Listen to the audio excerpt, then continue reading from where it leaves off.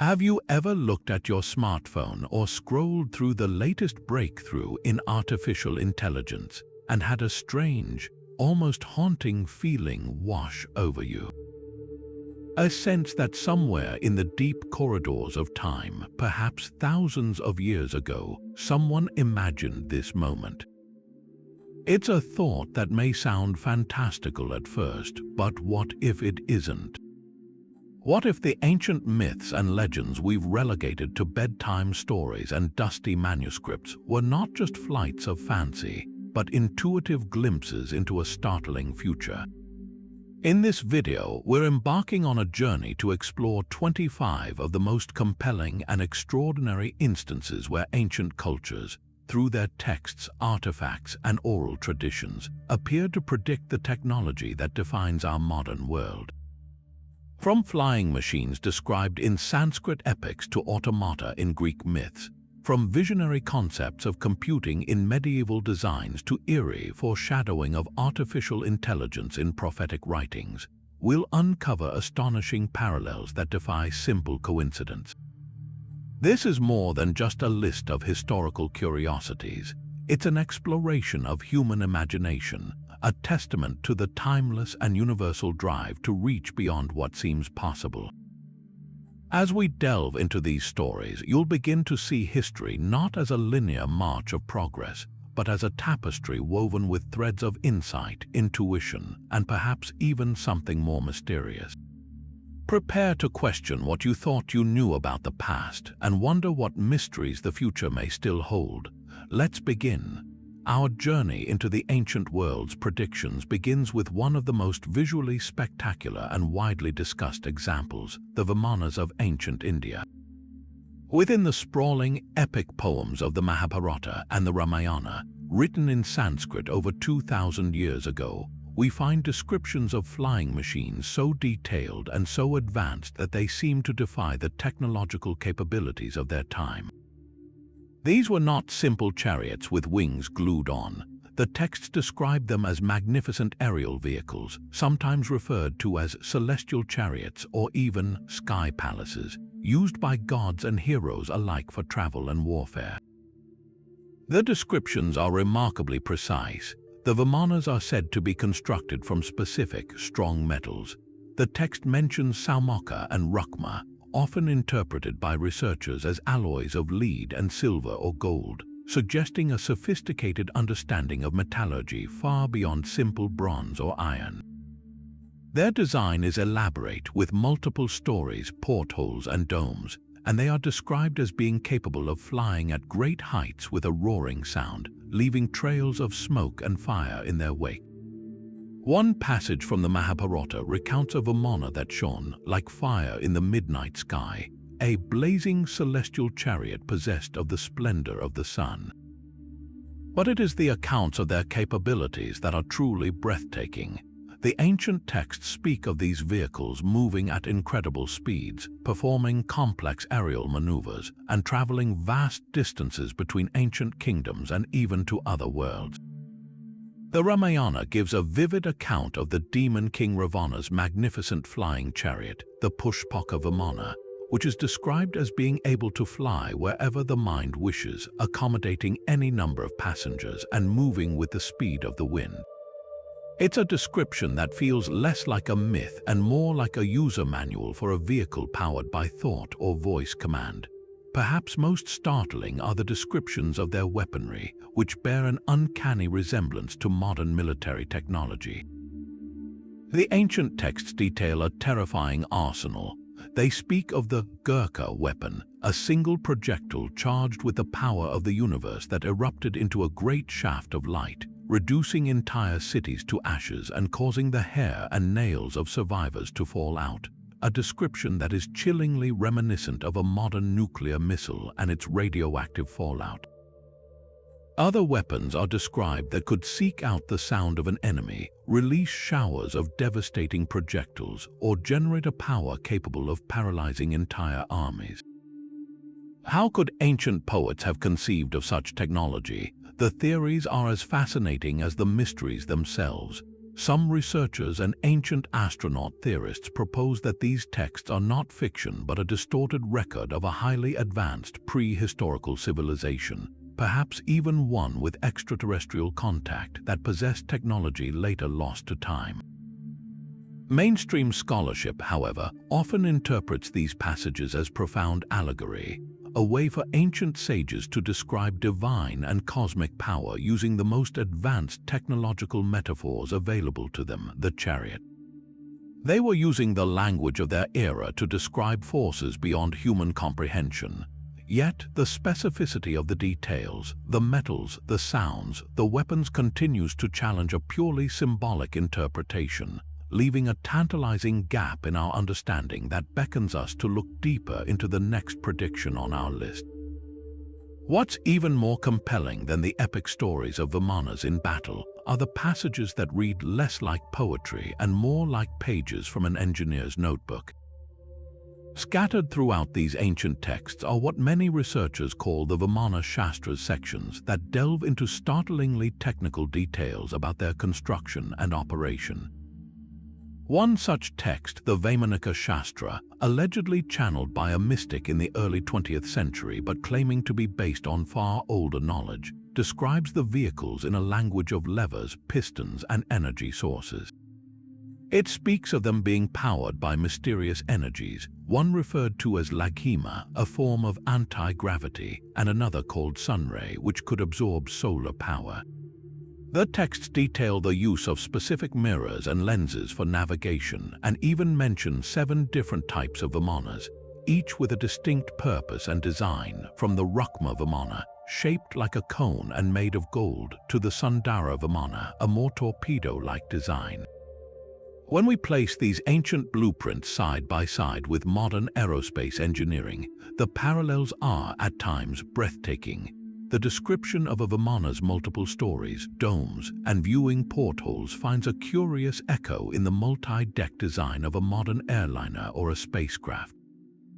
The roaring sound and trail of fire attributed to these celestial chariots are uncannily similar to the visual and auditory spectacle of a rocket launch. Even the concept of a vehicle that can move vertically, hover motionless in the sky, and dart in any direction aligns perfectly with the capabilities of today's most advanced helicopters and vertical takeoff and landing drones.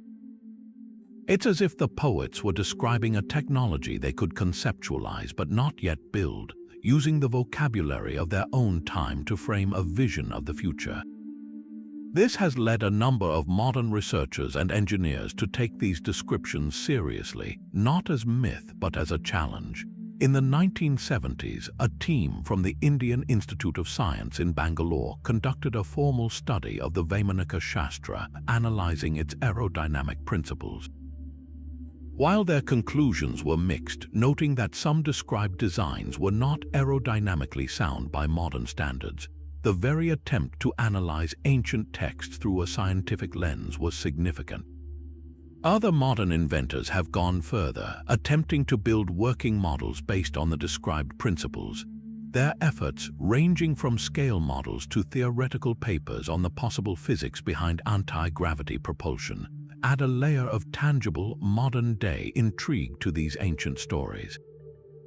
They represent a fascinating bridge across millennia, where the line between archaeological curiosity and practical engineering becomes wonderfully blurred, proving that the allure of the Vimana is not just about wondering what was, but about exploring what might still be possible.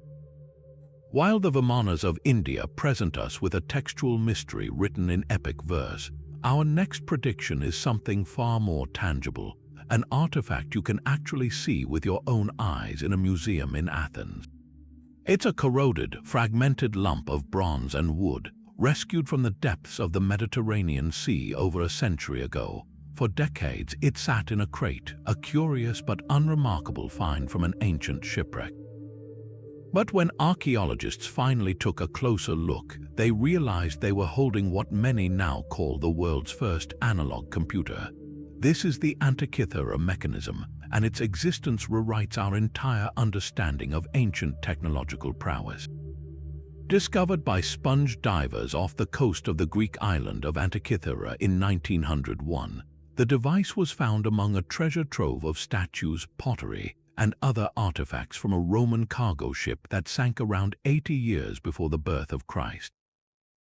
Initially, it was just a single calcified chunk of material, but as researchers began to carefully clean and examine it, they saw something that should not have been there: a complex clockwork of interlocking bronze gears precisely cut and arranged within a wooden frame. X-ray and later advanced 3D imaging technologies would reveal an intricate system of at least 30 meshing gears, dials, and scales, all engineered with a precision that would not be seen again until the mechanical clocks of 14th century Europe. So what did this 2,000-year-old computer actually do? It was a masterpiece of mathematical and astronomical prediction. By turning a hand crank on the side, the user could activate the entire gear train, causing pointers to move across several dials on the front and back of the device. These dials displayed the positions of the sun and the moon, the phases of the moon, and the rising and setting of specific stars. It could predict lunar and solar eclipses with remarkable accuracy, not just telling you when one would occur, but the exact time it would happen and even the color it might appear in the sky, information that held deep religious and cultural significance. It even included a dial that tracked the 4-year cycle of the ancient Olympic Games. The sophistication of this mechanism is utterly staggering. It employs a differential gear, a complex arrangement previously believed to have been invented in the 16th century, which allowed it to calculate the changing speed of the moon as it travels its elliptical orbit. The Greeks knew the moon moves faster at some points in its orbit and slower at others, and they engineered a mechanical solution to model this celestial irregularity. The inscriptions on the casing serve as a detailed user manual, explaining the output of the dials and even referencing the planets, suggesting the original device may have been even more complex than the surviving fragments indicate. This single device shatters the conventional timeline of technological history. For over a millennium after its creation, nothing of comparable mechanical complexity would be built. Its existence implies a whole lost tradition of Hellenistic engineering and scientific knowledge that flourished in the workshops of ancient Greece, likely in the great learning center of Alexandria. It wasn't magic or divine inspiration. It was the product of rigorous observation, brilliant mathematics, and exquisite craftsmanship. The Antikythera Mechanism stands as a silent, potent testament to a road not taken, a peak of ancient science that was lost to the depths of the sea and the sands of time, only to re-emerge as a direct challenge to our modern assumptions about the capabilities of the ancient world. For decades after its discovery, the true genius of the Antikythera Mechanism remained locked inside that corroded shell, its secrets hidden from view. It wasn't until the end of the 20th century and the dawn of the 21st that modern science finally had the tools to peer inside without destroying it. Using advanced three-dimensional X-ray imaging and high-resolution surface scanning, an international team of researchers began to digitally reconstruct the device in exquisite detail.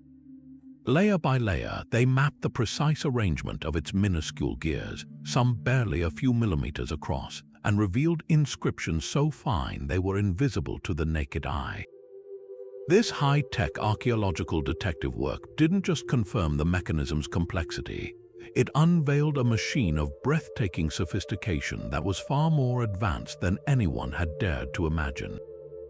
The scans revealed a complex cosmos in miniature. The front dial, it was confirmed, had a pointer showing the position of the sun and moon against the Egyptian calendar, while a beautiful rotating ball, half silvered and half black, displayed the phase of the moon. But the true marvel was on the back, where a series of spiral dials acted as an ancient astronomical calendar. One dial tracked the Metonic cycle, a 19-year period after which the phases of the moon repeat on the same dates. Another tracked the Callippic cycle, a refinement of 76 years. And perhaps most fascinating of all, A fourth dial tracked the 4-year cycle of the ancient Panhellenic Games, including the Olympic Games, making it the world's first known sports countdown timer. This wasn't just a scientific instrument, it was a unified repository of cultural, religious, and athletic time, all calculated by turning a single crank. Most tantalizingly, the newly deciphered inscriptions strongly suggest the mechanism went even further, attempting to model the movements of the 5 planets known to the ancient Greeks: Mercury, Venus, Mars, Jupiter, and Saturn. These planets, from an Earth-based perspective, perform a strange dance in the night sky, occasionally slowing down, stopping, and reversing course in a movement known as retrograde motion. Greek astronomers had developed complex geometric theories to explain this behavior, and the evidence now suggests the Antikythera Mechanism was a physical manifestation of that theory. It would have used a series of intricate gear trains, perhaps involving even more epicyclic gears, to simulate these irregular planetary paths. While the exact design for this planetary system remains a subject of intense debate, the very attempt to mechanically model the entire known universe is a conceptual leap that is nothing short of revolutionary. This one device forces a complete rewrite of the history of technology. Before its secrets were unlocked, we believed such precision gearwork and complex mechanical calculation were inventions of the Renaissance over 1,000 years later. The Antikythera Mechanism proves that a lineage of brilliant engineers and astronomers in the Hellenistic world had not only the theoretical knowledge but also the artisan skill to create a miniature cosmos out of bronze and wood. It stands as irrefutable evidence that the ancient prediction of a complex programmable computer was not a myth or a vague allegory, it was a working reality. Its discovery is a powerful reminder that the past may hold peaks of achievement that were lost to history, only to be rediscovered when the future finally develops the eyes to see them. Leaving behind the precise clockwork of the Antikythera Mechanism, we turn now to a technology of a far more destructive and mysterious nature, one that protected an empire for centuries with a terrifying display of fire and chemistry. If the ancient Greeks gave us a glimpse of advanced computation, their descendants in the Byzantine Empire mastered a form of warfare that would feel chillingly familiar today. They called it hygron per liquid fire, but to their terrified enemies it was known simply as Greek fire. Imagine the scene. It is the year 678, and a massive Arab fleet is besieging the great city of Constantinople, its walls seemingly on the verge of collapse. Suddenly, the Byzantine Draman warships move to engage. Instead of arrows or catapult stones, they unleash a nightmare. From bronze tubes mounted on their prows, they eject a roaring stream of liquid flame that jets across the water, clinging to the wooden hulls of the enemy ships. This is no ordinary fire. It burns on the very surface of the sea. It cannot be doused with water. In fact, water seems only to make it rage more fiercely. The air fills with smoke and the screams of men as the Arab fleet is transformed into an inferno, its invasion force utterly annihilated.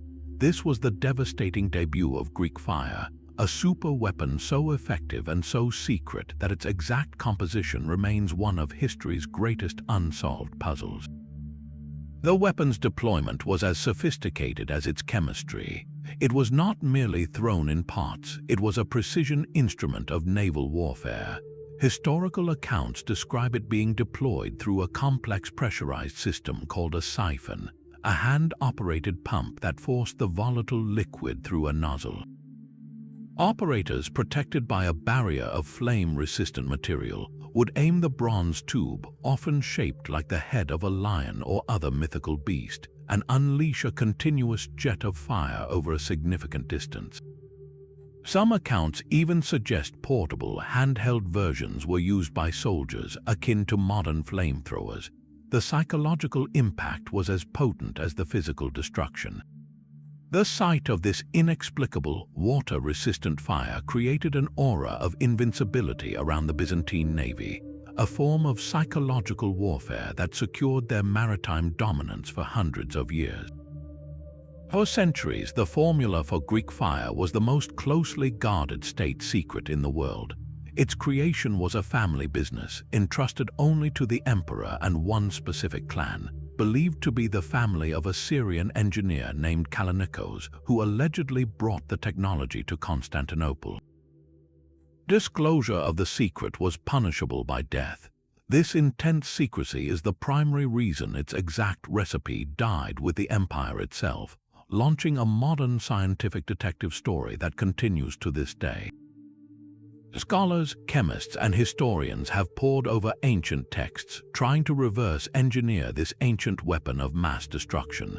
The consensus points toward a petroleum-based concoction, likely crude naphtha drawn from natural oil seeps in the region, which would explain its ability to float and burn on water. But the magic ingredient, the component that made it so persistent and water-resistant, is the subject of fierce debate. Some theories propose the addition of quicklime, which ignites upon contact with water, creating a self-sustaining reaction. Others suggest resin or pitch to make it sticky, or saltpeter to increase its combustibility. The most compelling theories involve a distilled petroleum fraction, similar to modern kerosene, mixed with other chemicals to create a primitive form of napalm. Modern attempts to recreate it have produced substances that match many of the historical descriptions. A viscous liquid that is terrifyingly difficult to extinguish. What makes Greek fire such a powerful ancient prediction is its holistic sophistication. It wasn't just a chemical, it was a complete weapons system. It involved the chemical engineering of the fuel, the mechanical engineering of the pressurized delivery siphon, and the tactical doctrine for its use.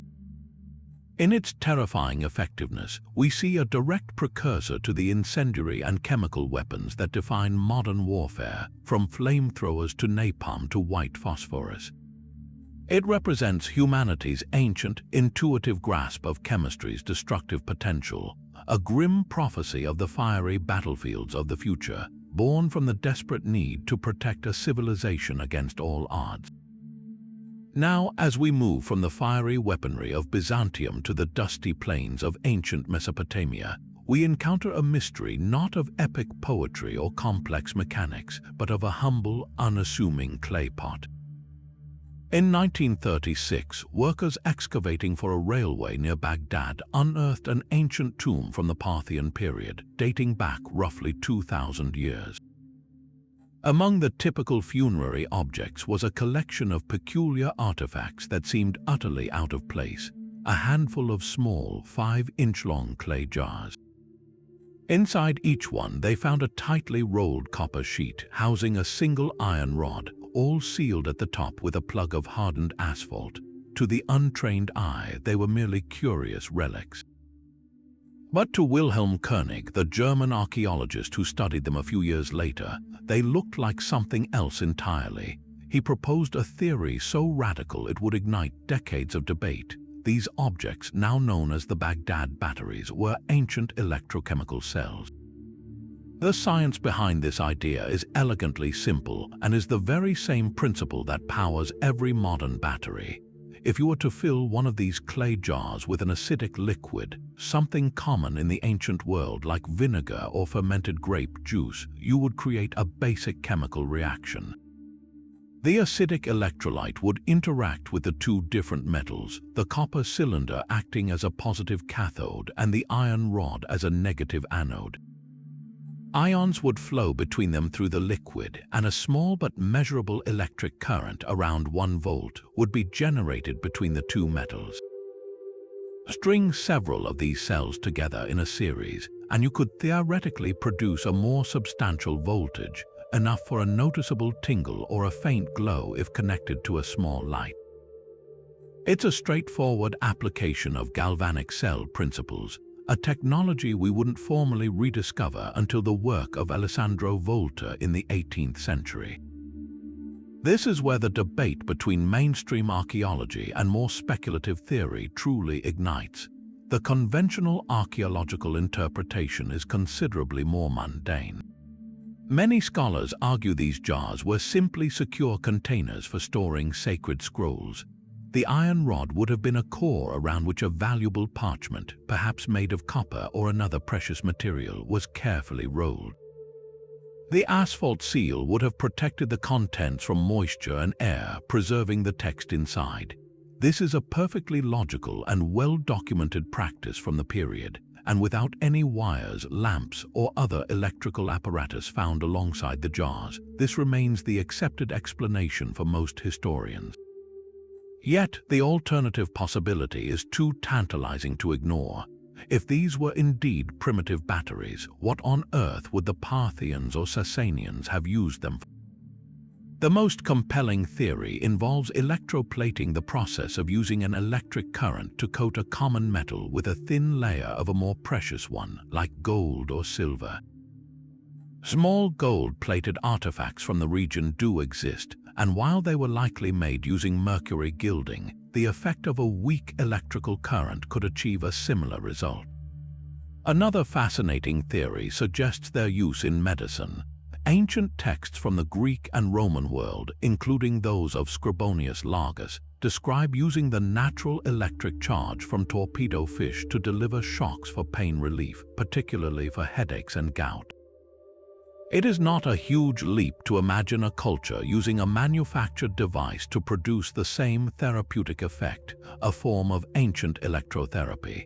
The low voltage would have produced a strange, mysterious tingling sensation, perhaps interpreted as a magical or divine healing power.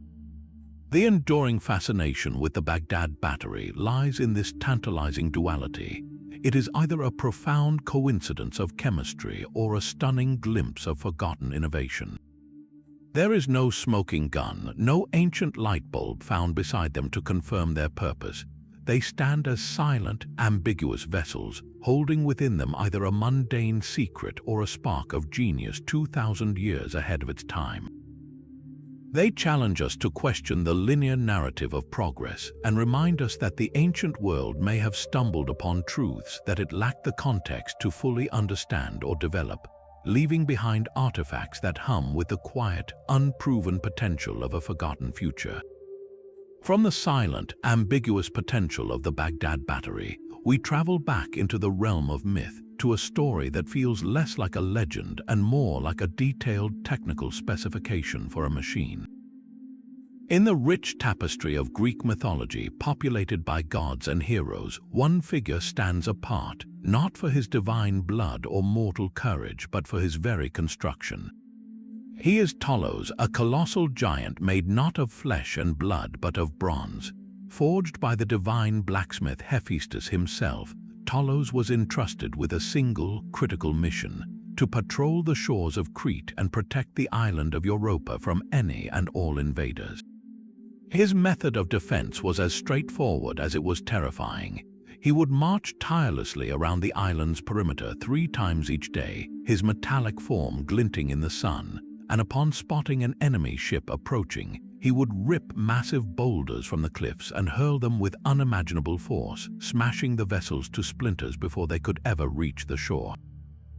What makes the legend of Talos so compellingly modern is not just his appearance, but the intricate description of his inner workings, a system that sounds less like magic and more like a form of ancient biomechanics or robotics.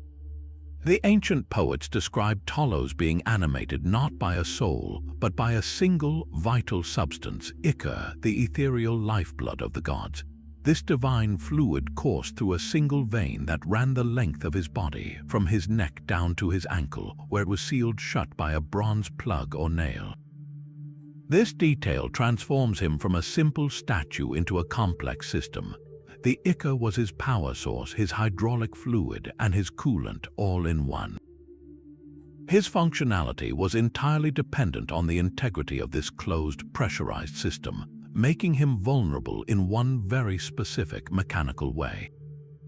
This operational logic presents a stunning parallel to the most advanced concepts in modern robotics and automated defense.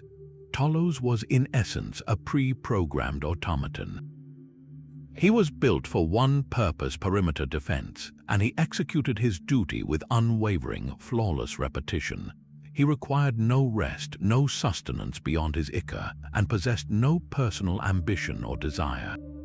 He was a perfect autonomous soldier, a 2,000-year-old prediction of the unmanned drones and robotic sentries currently in development by militaries around the world.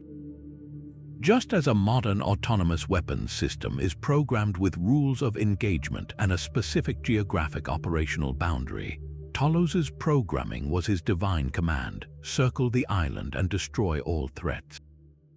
He represents humanity's ancient aspiration to create a perfect, unwavering guardian, a being of pure function without the failings of fear or fatigue.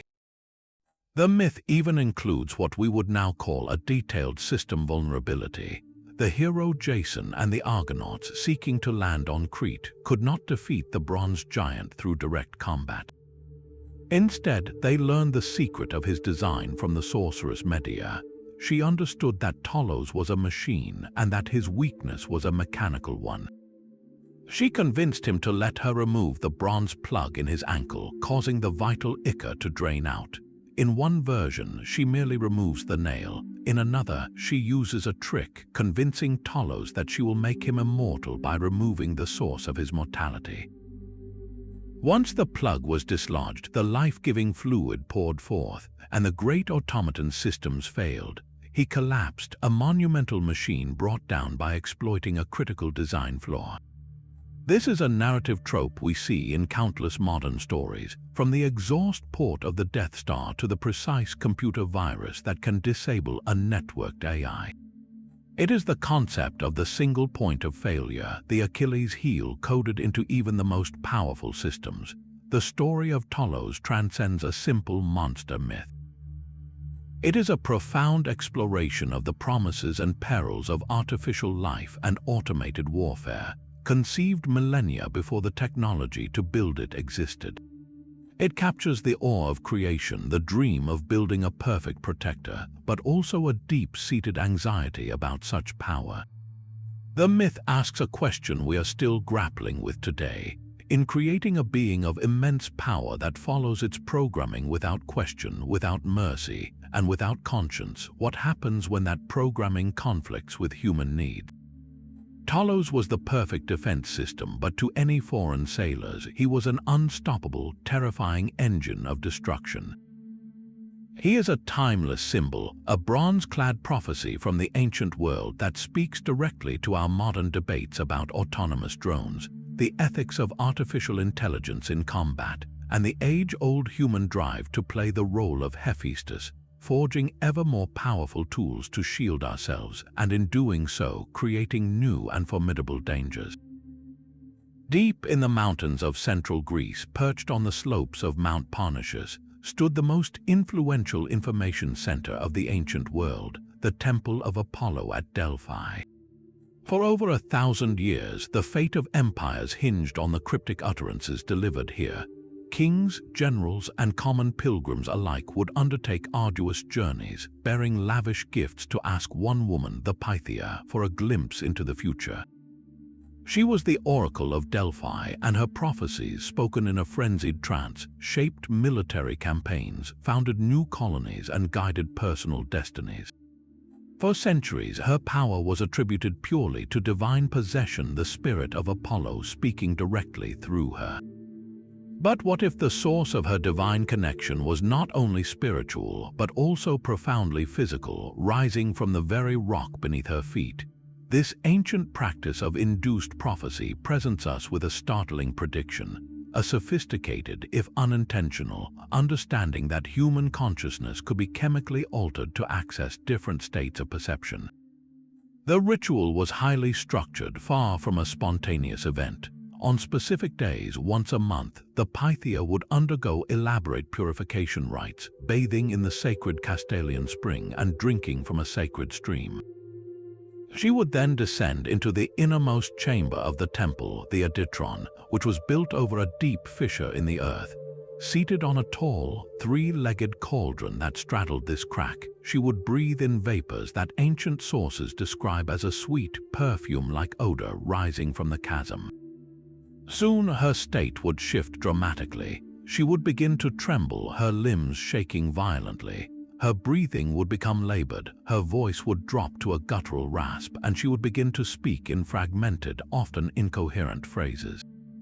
These utterances were then interpreted and translated into elegant, ambiguous hexameter verse by teams of attending priests, the enigmatic prophecies that became famous throughout the Mediterranean.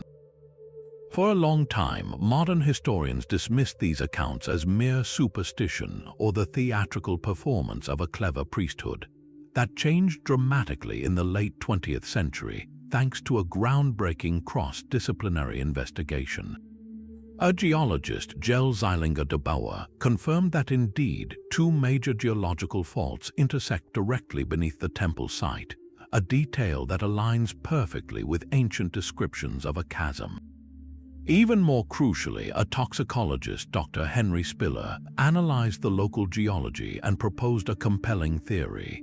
He suggested that the intoxicating vapor was likely ethylene gas, a sweet-smelling hydrocarbon that can act as a potent psychoactive agent.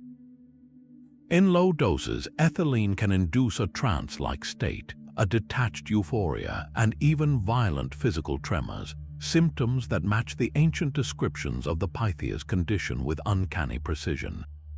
The sacred chasm wasn't merely a symbolic portal to the gods, it was a natural vent for a geological intoxicant. This transforms our understanding of the oracle from a purely mystical figure into a participant in an ancient form of neurochemistry. The priests of Apollo, through generations of observation, had perfected a ritualized technology of the mind.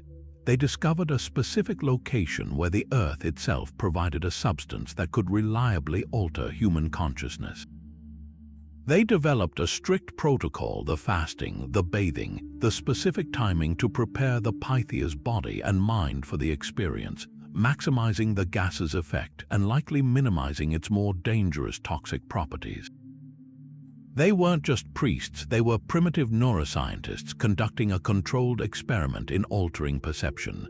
The entire temple complex functioned as a sophisticated delivery system for what we would now call a psychoactive compound. In this light, the Oracle of Delphi becomes one of history's most profound predictions of modern psychopharmacology and neurobiology. We now understand that consciousness is not a fixed state but a chemical balance, a symphony of neurotransmitters that can be tuned and altered. The ancient quest to speak to the gods looks remarkably similar to our modern scientific pursuit of understanding the brain's chemistry. The Pythia's ritual is a direct, albeit ritualized, precursor to the use of anesthetics in medicine, the study of how gases affect the nervous system, and even the current research into psychedelics like psilocybin for treating depression and PTSD. The ancient Greeks stumbled upon a profound truth, that the boundaries of perception are fluid and that the human mind, under the right conditions, can access states of awareness that feel transcendent. They attributed this to a god, but the mechanism was one of environment and chemistry, a divine prediction of a science yet to be born, whispered on intoxicating vapors from the heart of the earth. Our journey now takes us to the sun-drenched island of Sicily and the siege of Syracuse, where one of history's most brilliant minds turned his genius toward the art of war. The Roman fleet, a formidable armada, lay anchored just offshore, its soldiers confident in their imminent victory.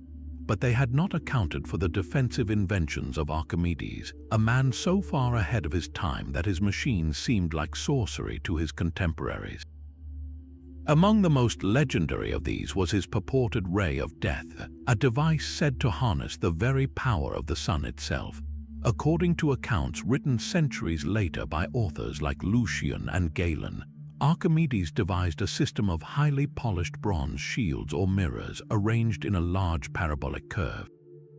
These were angled to reflect and concentrate the intense Mediterranean sunlight onto the wooden hulls of the Roman warships, focusing the rays onto a single, searing point until the vessels, some distance away, spontaneously erupted into flames. The sheer audacity of this idea is breathtaking. It represents a revolutionary leap in thinking, moving beyond mere mechanics to harness a fundamental force of nature.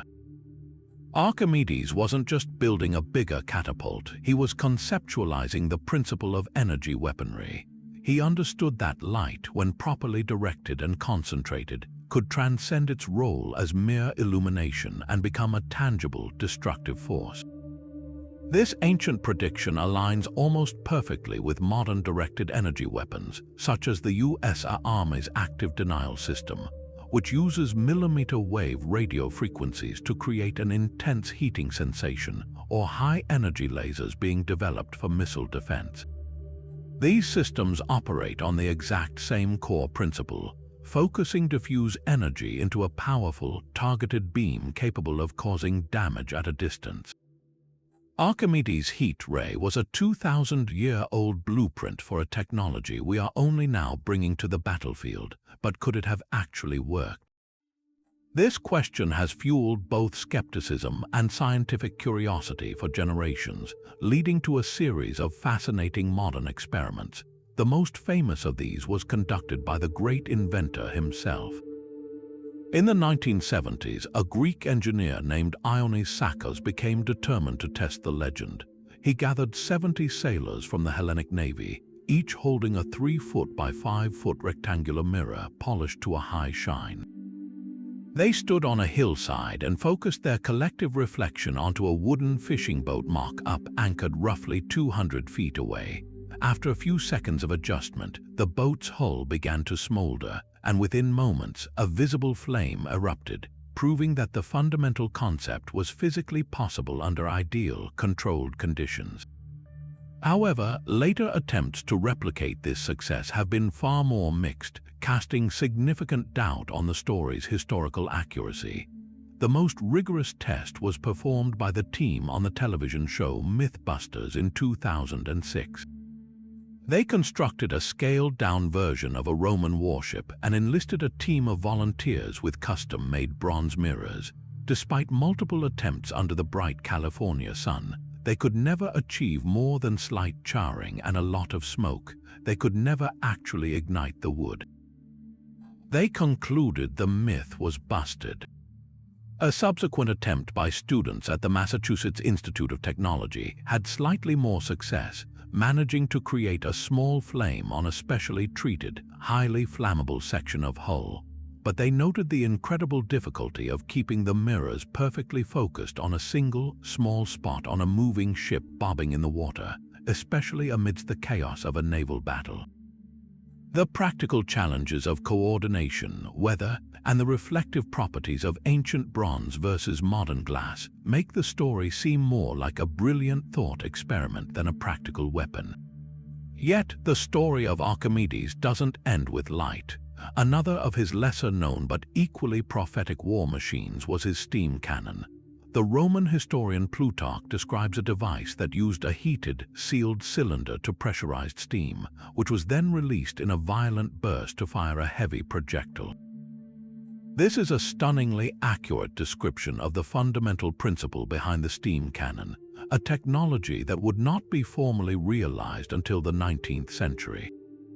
It shows Archimedes not only understood the expansive force of heated steam, but also how to harness that explosive energy for ballistic purposes, predating the age of steam power by 2 millennia. Whether the heat ray was a real deployed weapon or a testament to the towering reputation of its inventor, its legacy is undeniable. It stands as a powerful symbol of an ancient mind operating on a completely different plane, one that saw the potential for harnessing natural energy in ways that would not become common knowledge for centuries. It predicts not just the physical principles of solar concentrators used in modern power plants, but the very idea of non-kinetic, energy-based warfare. Archimedes, from his workshop in Syracuse, was already dreaming of a future where the tools of battle were beams of light and bursts of steam, a future we are only just beginning to inhabit. While the Greeks were mastering the mechanics of the cosmos and the chemistry of fire on the other side of the world, a Han Dynasty polymath was turning his attention to the very ground beneath his feet. In the year 132, a brilliant inventor, astronomer, and court official named Zhang Heng presented the emperor with an object of both exquisite artistry and profound scientific ambition. It was a large, ornate bronze urn nearly 6 feet tall, adorned around its circumference with 8 sculpted dragons, each facing a cardinal or intercardinal direction. Beneath each dragon sat a corresponding bronze toad, its mouth open in anticipation. This beautiful and mysterious device was the world's first seismoscope, an instrument designed not just to sense an earthquake, but to indicate from which direction the tremors were coming, even if the quake itself was hundreds of miles away. The proposed mechanism inside this vessel is a masterpiece of elegant simplicity, a concept so advanced it wouldn't be improved upon for over 1,000 years. While the original internal design has been lost to time, the most widely accepted theory, based on later Chinese historical texts, describes a carefully balanced inverted pendulum at its heart. Imagine a heavy mass suspended from the top of the urn like a pendulum, but standing upright. This pendulum would be delicately balanced with its center of gravity directly above its pivot point. Each of the 8 dragons connecting to the interior would have a lever mechanism resting against its mouth, held in place by a light trigger. When seismic waves, the vibrations that travel through the earth during a quake, reach the device, they would disturb this perfect balance. The pendulum would sway, but only in the direction of the initial, more powerful seismic wave. This sway would push against and release the trigger of the lever in just one of the 8 dragons' mouths. That released lever would then allow a bronze ball held within the dragon to roll out, dropping with a loud, metallic clang directly into the mouth of the waiting toad below. The direction the ball came from was the direction of the earthquake's epicenter. The historical record tells us this was far more than a theoretical model. It reportedly worked with astonishing accuracy. One famous account from the later Huanshu Chronicle describes a time when a ball dropped from the dragon facing west, yet no tremors were felt by anyone in the capital city of Luoyang. Several days later, a messenger arrived from a region far to the west, reporting that a major earthquake had indeed occurred there on the very day the device was triggered. The seismoscope had detected a quake from a distance of over 400 miles, a feat that seemed nothing short of miraculous to the court officials. It provided the imperial government with something previously unimaginable, an early warning system. Instead of waiting weeks for a messenger to arrive with news of a disaster in a distant province, the court could know within moments that a quake had struck and, crucially, which province was likely affected, allowing them to mobilize aid and assess damage with unprecedented speed. For centuries, Western scholars dismissed Zhang Heng's device as legend, a fanciful story with no basis in mechanical reality. How could a 2,000-year-old instrument possibly detect distant earthquakes? That skepticism began to crumble in the 19th century, and WIS Chinese letter shattered in the 20th. In 2005, a team of scientists and historians in China successfully built a full-scale working replica of the seismoscope based on the best historical theories. They used it to detect simulated earthquakes based on waves from 4 different real quakes that had occurred in China. The results were staggering. The replica not only detected the tremors every single time, but it also correctly indicated the direction of the epicenter for each one. The science was sound. Zhang Heng had intuitively understood a principle that modern seismology confirms. The initial, stronger P waves from an earthquake travel in a specific direction and can be detected by a finely tuned instrument far from the source. This beautiful bronze urn, therefore, stands as one of the most tangible and verified ancient predictions of modern technology. It wasn't a myth or a vague allegory. It was a working, sophisticated scientific instrument. Zhang Heng's seismoscope is a direct conceptual precursor to every modern seismograph station that now dots the globe, monitoring the Earth's slightest shudders. It represents a quantum leap in human thought, the move from superstitious fear of natural disasters to a rational, mechanical attempt to understand, measure, and predict them. In its elegant fusion of art and science, it captures a moment in history when a brilliant mind looked at a problem not with magic, but with mechanics, and in doing so, built a device that would not be out of place in a modern geophysics lab, a timeless testament to the power of human ingenuity. Yet for all the mechanical genius of Zhang Heng and the fiery chemistry of the Byzantines, some of the most powerful ancient predictions were not found in blueprints or weapons, but in the timeless stories told to warn and inspire. Few are more iconic than the myth of Icarus, the boy who dared to fly. As told by the ancient Greeks, the master craftsman Daedalus, imprisoned with his son Icarus in the labyrinth of Crete, devised a miraculous escape. He fashioned 2 pairs of wings from feathers collected from the birds, binding them together with wax and thread. He fastened them to their shoulders, and with a few powerful strokes, they ascended into the open sky, leaving their island prison far below. But Daedalus issued a grave warning to his son. Do not fly too low, lest the sea spray dampen your wings, and crucially, do not fly too high, lest the sun's heat melt the wax. Overwhelmed by the exhilaration of flight, Icarus ignored his father's advice. Drunk on the power of soaring, he climbed higher and higher towards the blazing sun. The wax softened, then liquefied, the feathers loosened and scattered on the wind, and Icarus, his artificial wings failing, plunged into the sea that now bears his name. On its surface, this is the ultimate cautionary tale about hubris, the dangerous folly of overreaching human ambition and defying the natural order decreed by the gods. For millennia, it was interpreted as a divine warning against the sin of pride. But woven directly into this warning is one of humanity's most profound and persistent aspirations, the dream of manned flight. The story doesn't just caution against flying, it provides a startlingly detailed and practical method for how one might achieve it. Daedalus doesn't use magic or pray for divine intervention. He observes nature, studying the birds to understand aerodynamics. He employs material science, selecting feathers for their lift and wax as an adhesive. He is the world's first aeronautical engineer, conducting pre-flight testing and issuing critical operational guidelines about altitude and environmental conditions. The tragedy isn't that flight itself is impossible, it's that the pilot failed to respect the engineering limitations of his vehicle. Icarus didn't die because he flew, he died because he was a bad pilot. This nuanced message, buried within the myth, acted as a powerful cultural seed that would germinate for over 2,000 years.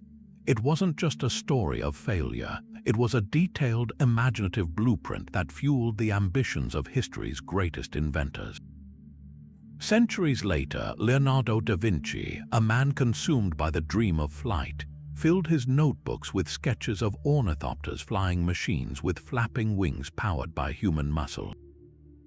His designs, from the aerial screw to various wing mechanisms, were direct descendants of the Daedalus myth, attempts to solve the very engineering problem the story presented. How can a human being successfully mimic the flight of a bird? He studied the same principles of aerodynamics, lift, and thrust that Daedalus was said to have mastered. The myth provided the imaginative spark, Da Vinci provided the scientific rigor. The thread continues, winding its way to the dawn of the 20th century in Kitty Hawk, North Carolina. The Wright brothers, Orville and Wilbur, were not just mechanics and bicycle shop owners, they were students of history and myth. They were deeply aware of the long human struggle to conquer the skies, a story in which Icarus was a foundational chapter. The myth's warning was ever present in their methodical, cautious approach. Unlike Icarus, they did not recklessly leap from a cliff. They started with kites and gliders, meticulously testing their controls and understanding the wind. They built a wind tunnel to test hundreds of wing designs, respecting the physics that Icarus had ignored. They understood that the sun's heat was a metaphor for the unknown dangers of high-altitude pressure and temperature dangers they aimed to understand and overcome through preparation, not arrogance. When their first powered flyer lifted off the ground on December 17, 1903, it was not an act of hubris but the culmination of calculated, Daedalus-like engineering. They had finally heeded the myth's full lesson. The dream was valid, but it demanded respect. The story of Icarus, therefore, is far more than a simple fable. It is a cultural prediction, a narrative prototype that mapped out the entire psychological and technological journey of human flight. It acknowledged the deep-seated desire, proposed a mechanical method, and illustrated the catastrophic consequences of ignoring the laws of nature. It served as both inspiration and warning for every pioneer who ever looked at a bird and wondered, what if, far to the north, in the frigid expanse of the North Atlantic, the Vikings accomplished feats of navigation that still baffle historians today? How did these intrepid explorers manage to cross thousands of miles of treacherous, often fog-shrouded ocean to reach Iceland, Greenland, and even the coast of North America, 500 years before Columbus, without the aid of a magnetic compass? The answer may lie not in a tool of metal, but in a magical crystal mentioned in their sagas. The Norse tales speak of a solarstein, a sunstone, that had the seemingly supernatural power to reveal the position of the sun on completely overcast days or even after the sun had dipped below the horizon. For centuries, this was dismissed as pure myth, a fantastical element of their storytelling. But modern science has revealed a startling truth. The sunstone was likely a very real and sophisticated navigational instrument, one that harnessed the fundamental properties of light in a way that predicted modern optical technology. The principle behind this ancient tool is a phenomenon known as skylight polarization. Even when the sky is uniformly gray and the sun is entirely hidden by clouds, its light still reaches the earth. As sunlight passes through the atmosphere, it becomes scattered and polarized, meaning its light waves are oriented in a specific direction. This polarization forms a distinct pattern across the sky, with the most intense polarization occurring at a 90-degree angle from the sun itself. To the human eye, this pattern is completely invisible, but to a special type of crystal, it creates a readable map pointing directly to the sun's hidden location. The Vikings, through centuries of observation and seafaring intuition, appear to have discovered how to decode this map. The most likely candidate for the sunstone is a crystal of cordierite or calcite, minerals known for their property of double refraction. When you look through a calcite crystal, you see two images of everything behind it, but its true navigational power is unlocked by rotating it while pointing it at the sky. As you turn the crystal, the intensity of the light passing through it changes based on the crystal's alignment with the polarization pattern overhead. When the crystal is aligned with the polarization direction, the two images you see will appear equally bright. When it is turned 90 degrees out of alignment, one image will become significantly darker than the other. By slowly rotating the crystal and searching for that point of equal brightness, a skilled navigator could pinpoint the exact orientation of the polarization pattern and from that deduce the precise bearing of the hidden sun. It was a natural, crystal-based computer for solving a celestial navigation problem. This theory moved from compelling speculation to tangible proof in 2013, when a team of researchers decided to put it to the test. They took a calcite crystal and used it to take bearing measurements on the sun from within a planetarium under completely overcast conditions. They then followed these crystal-derived headings on a long-distance voyage aboard a research vessel. The results were nothing short of extraordinary. The sunstone navigation provided a course with an accuracy within 5 degrees of the true solar position, a level of precision more than sufficient for transoceanic Viking voyages. This experiment effectively demonstrated that even on days when not a single patch of blue sky was visible, A Viking navigator could have used this crystal to stay on course for distant lands like Greenland, a journey requiring navigational accuracy within a remarkably narrow corridor to avoid missing the island entirely. What makes the sunstone such a profound prediction is its direct parallel to the optical technology we use today. The same principle of detecting polarized light is fundamental to modern geology, where petrologists use calcite crystals under microscopes to identify minerals based on how they polarize light. It is also the foundational science behind the LCD screens in our televisions, computers, and smartphones, which use liquid crystals to manipulate polarized light and create images. Most strikingly, the aviation industry has developed sophisticated polarized sky compasses for aircraft, designed to provide a reliable heading even when traditional magnetic or gyro compasses might fail. These modern instruments are, in essence, technological descendants of the Viking sunstone, performing the same basic function with electronic sensors instead of a handheld crystal. This story transforms our view of the Vikings from mere fierce warriors to brilliant empirical scientists of their environment. They weren't using magic, they were using a deeply sophisticated understanding of natural phenomena. They observed a subtle property of light that is completely invisible to the naked eye, found a natural tool in the earth to make it visible, and developed a practical methodology to apply it to the most challenging navigational problems of their age. The solarstein stands as a testament to human ingenuity, a crystal-clear example of how ancient cultures often possessed a form of knowledge that was not primitive, but simply different, a different path to understanding the world, one that we are only now, with our advanced instruments, beginning to fully appreciate and decode. Leaving behind the enigmatic crystal navigation of the Vikings, we journey to the vibrant intellectual heart of the 12th century Islamic world, where engineering and art converged in the workshop of a genius. In the city of Diyarbakir, serving the Artukid court, a man named Ismail al-Jazari was not crafting myths or writing allegories. He was drafting the most detailed and elaborate blueprints for automatons the world had ever seen. His masterwork, the Book of Knowledge of Ingenious Mechanical Devices, is not a volume of fantasy but a breathtakingly precise compilation of his own inventions, complete with intricate illustrations and step-by-step assembly instructions. Within its pages, we find the undeniable precursors to modern robotics, not in vague descriptions, but in fully realized mechanical designs intended for actual construction and use.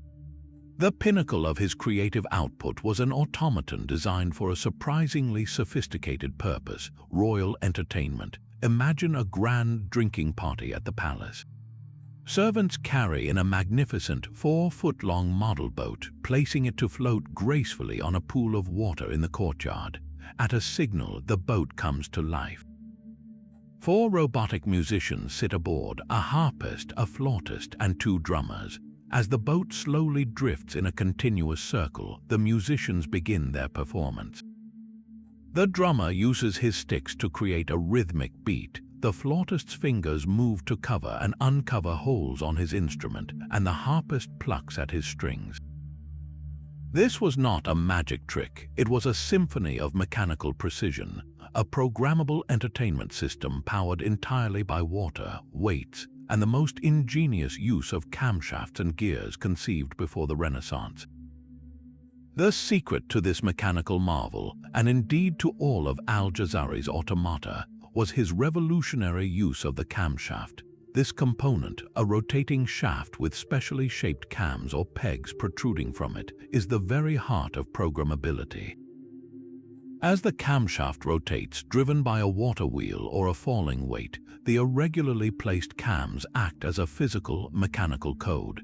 Each cam is strategically placed to lift a specific lever at a precise moment in the rotation.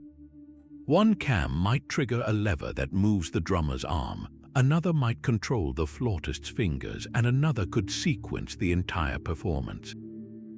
The pattern of the cams is the program, By changing the number, size, and placement of these cams, Jazari could alter the entire sequence of movements, composing a different mechanical song or dance. This principle of using a rotating cylinder with pins to store and execute a sequence of commands is the direct mechanical ancestor of the punch cards that would control the first looms in the 18th century and even the earliest computers in the 20th. Beyond the camshaft, Jazari was a master of hydraulic engineering, using water pressure not just as a power source but as a means of precise control and timing. Many of his devices featured complex systems of tanks, valves, siphons, and floats that acted as feedback mechanisms. His famous elephant water clock, for instance, used a sophisticated water-filled basin and a hollow float that slowly sank, triggering a series of events on the half-hour and full hour.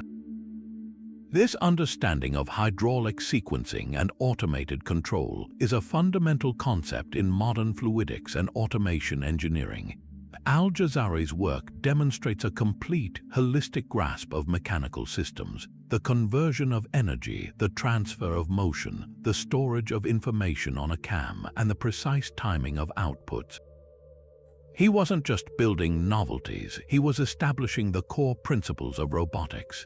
The significance of Jazari's work lies in its tangible, documented reality. Unlike the mythical Talos, we have his book.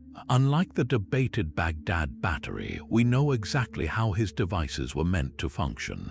He stands as a crucial historical figure in the lineage of automation, providing a verifiable bridge between the simple mechanical toys of the ancient Hellenistic world and the complex machines of the European Renaissance. His programmable musicians represent a quantum leap in human thought, the conceptualization of a machine that could perform a complex, pre-set series of actions to serve a human desire for art and entertainment. In a palace in 12th century Turkey, the basic logic of the robot was not just imagined, but was built, tested, and set afloat on a pool of water, playing its programmed melody for an astonished court, a clear and beautiful prediction of the automated world we are still building today. Discovered in 1908 by Italian archaeologist Luigi Pernia within the ancient Minoan palace of Phaistos on the island of Crete, this enigmatic artifact is a 6-inch disc of fired clay, roughly the size of a modern-day plate. Its surface is covered on both sides with a continuous spiral of 241 individual symbols, pressed into the clay with 45 distinct seals while it was still soft.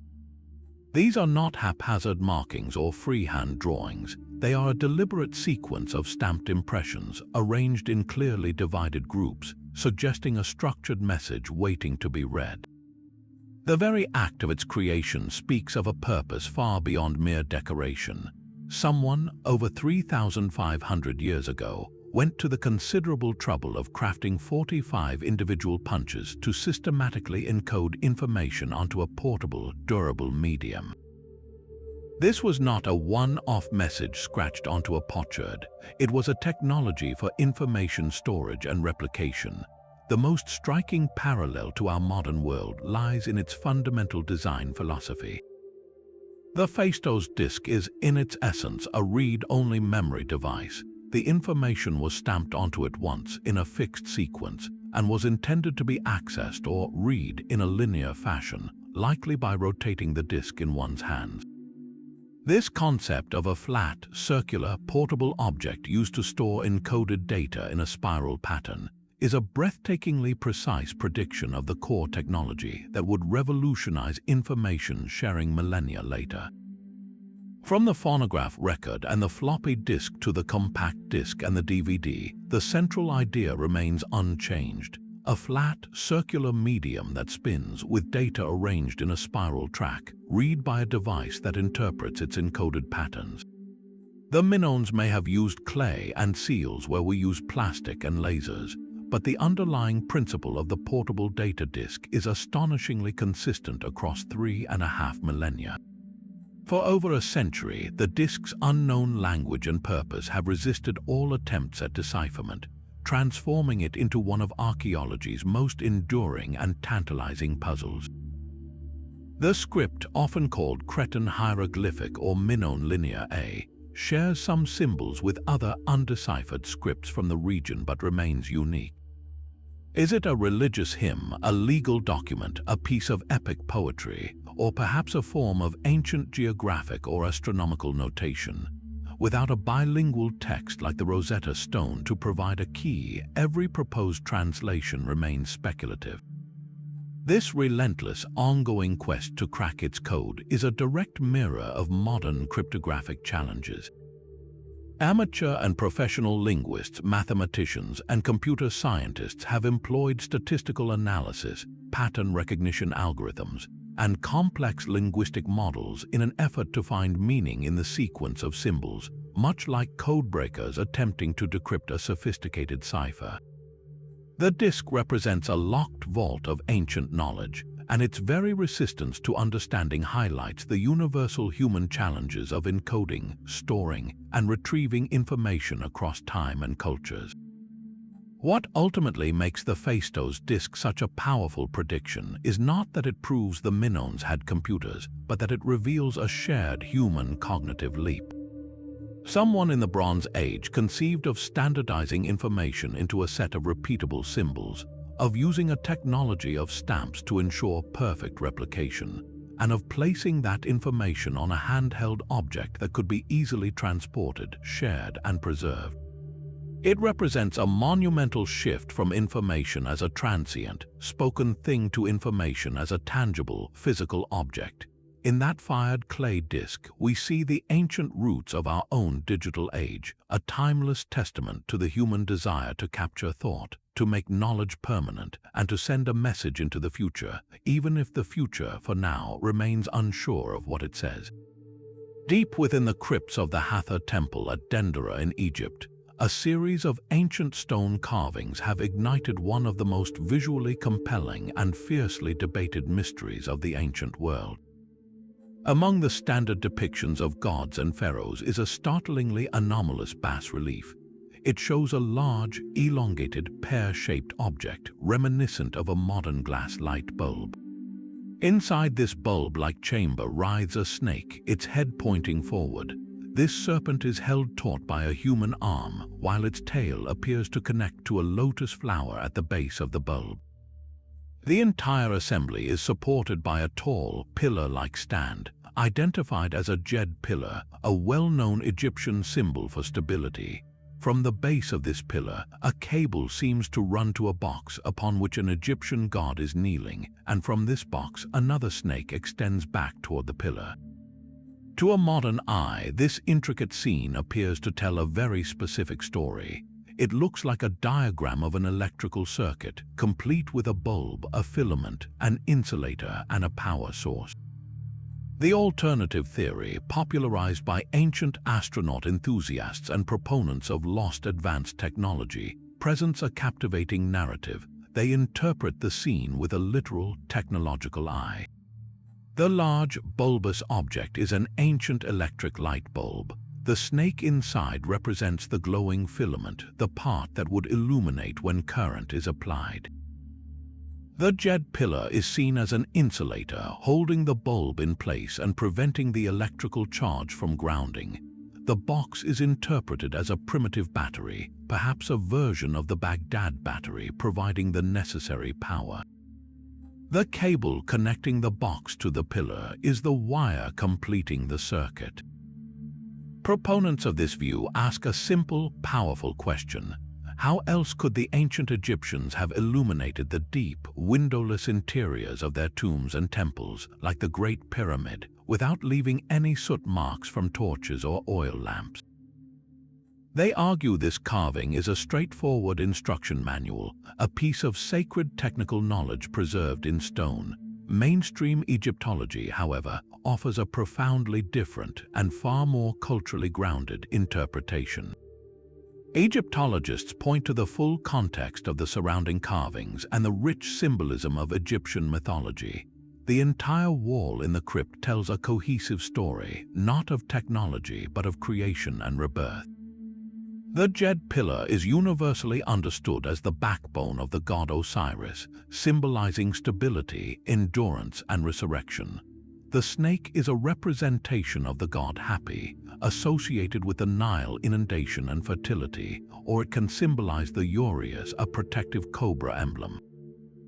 The lotus flower from which the snake emerges is a classic symbol of creation and life, as the ancient Egyptians believed the sun god first emerged from a lotus blossom on the primordial waters. The most accepted explanation for the entire scene is that it depicts a divine birth myth, specifically the moment of a solar genesis. The bulb is not a light bulb, but the womb of the sky goddess Nut, or a primordial bud. The snake is not a filament, but the god Soker, a falcon deity of the underworld, traveling through the amniotic fluid of the womb to be born as the sun god Re. The human arm holding the snake is that of the ram-headed god He, symbolizing infinity and the supporting force of the universe. The cable is not a wire, but a divine umbilical cord, and the box is a ceremonial sarcophagus or a shrine.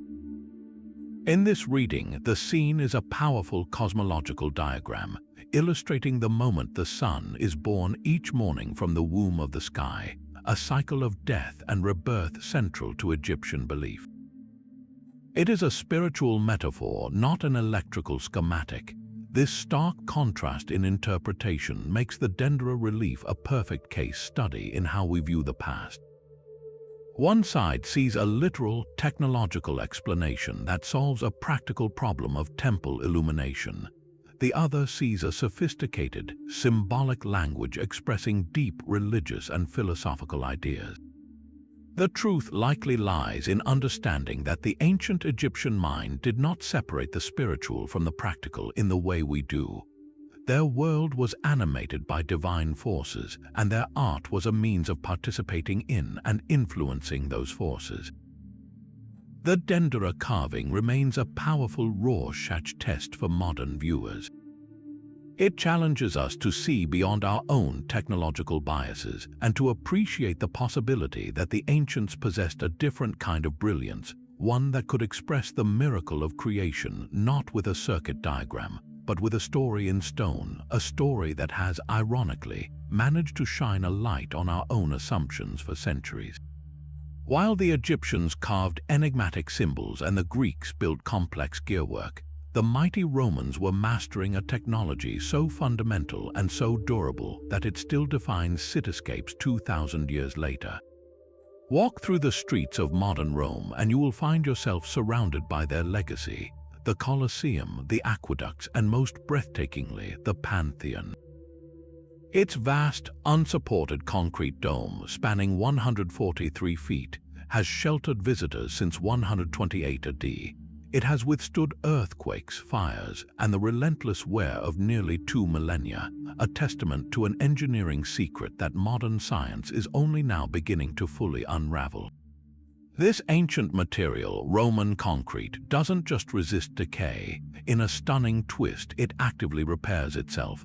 This isn't a metaphor, it is a literal chemical process that predicts one of the most cutting-edge fields of modern material science: the development of self-healing biomimetic materials. The stark contrast between ancient Roman longevity and modern concrete fragility is impossible to ignore. A typical modern concrete structure, like a bridge or parking garage, has a designed lifespan of perhaps 100 to 120 years, often requiring significant maintenance and repair long before that. Yet, Roman marine structures like the harbor at Caesarea have spent 2,000 years submerged in the corrosive Mediterranean seawater, becoming stronger over time, while our modern ports battle constant erosion. The secret to this incredible durability was not lost knowledge, but a carefully formulated recipe. The Roman engineer and architect Vitruvius detailed this mix in his seminal work, De Architectura.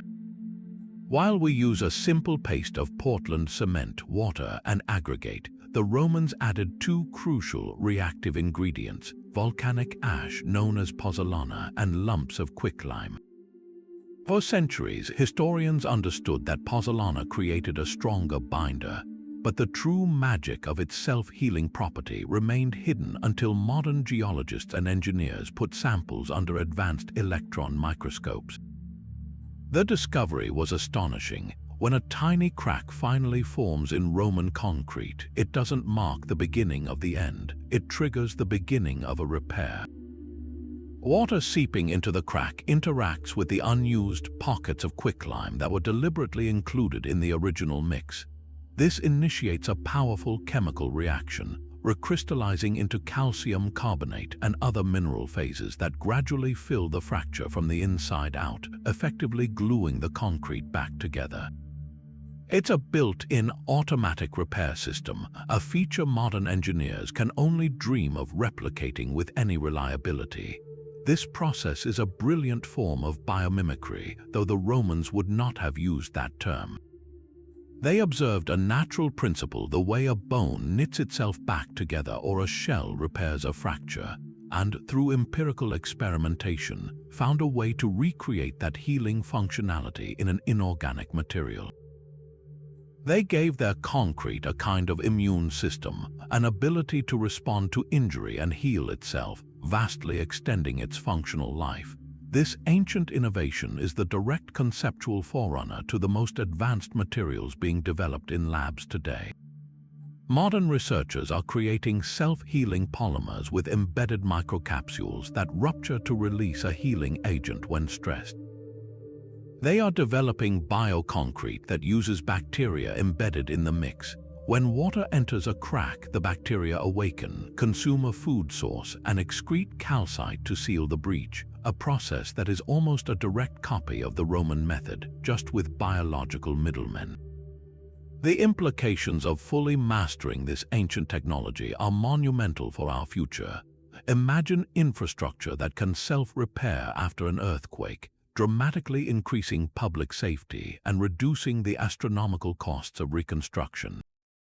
Picture roads that fill their own potholes, or bridge supports that continuously fortify themselves against the corrosive effects of road salt and seawater, extending their lifespan for centuries rather than decades.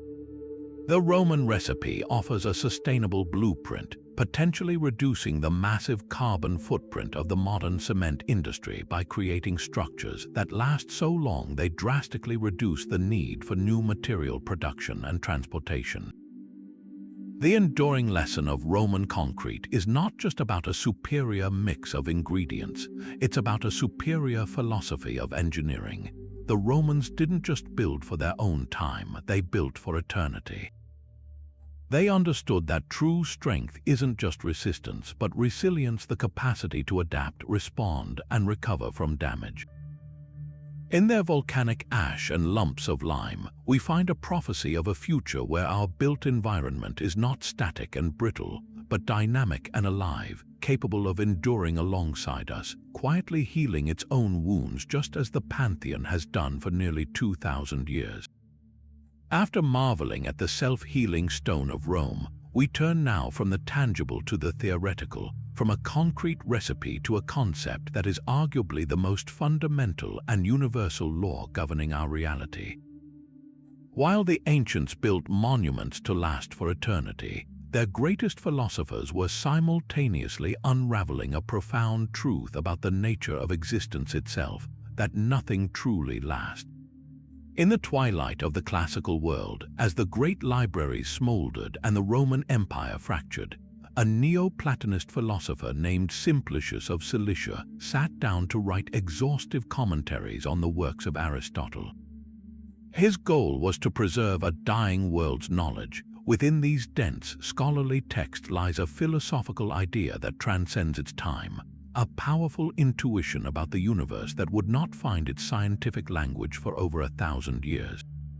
Simplicius, drawing on centuries of Greek thought from Heraclitus to Aristotle, articulated a principle that was both simple and staggering in its scope.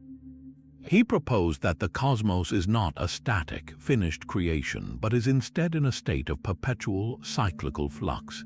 Everything, from the largest celestial body to the smallest grain of sand, is subject to an endless process of generation, decay, and regeneration. Change is not an anomaly or a disruption of the natural order. It is the natural order. The universe is a constant becoming, a never-ending dance of form and dissolution. This was not a prediction of a specific gadget, but a prediction of a fundamental scientific reality, a metaphysical roadmap that would one day be confirmed by physics. This ancient philosophical concept finds its most powerful modern echo in the second law of thermodynamics, particularly in the concept of entropy. In simple terms, the second law states that in any isolated system, the total entropy, a measure of disorder or randomness, will always increase over time. Energy disperses, structures break down, and orderly systems tend to move toward a state of maximum disorder. A hot cup of coffee will always cool to room temperature, its heat energy dissipating into the surrounding air. A sandcastle on the beach will be eroded by wind and waves. Even the stars themselves will eventually exhaust their fuel and burn out. The universe as a whole is on a one-way journey from a state of concentrated, usable energy and high order to a state of diffuse, useless energy and ultimate equilibrium, a state sometimes called the heat death of the universe. The parallel between Simplicius's constant cyclical change and the relentless increase of entropy is not just a vague similarity, it is a conceptual twin separated by centuries.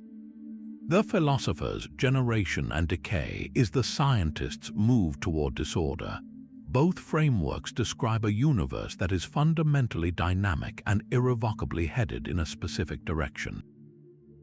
Where Simplicius saw a philosophical cycle of death and rebirth, modern physics sees an irreversible arrow of time, a statistical certainty that gives history its direction and defines the very passage of time itself.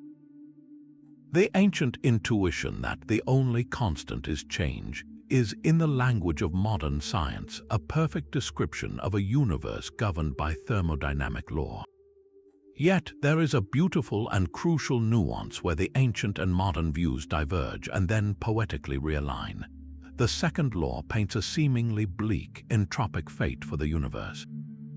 But Simplicius and the Neoplatonists spoke of cycles and renewal. How can something be both constantly running down and constantly renewing? The answer lies in scale and perspective. While the total entropy of the entire universe always increases, local pockets of order can and do form, temporarily defying the trend. A seed grows into a mighty tree, creating immense complexity and order from scattered atoms, but it does so by consuming energy from the sun and increasing the disorder of its surroundings.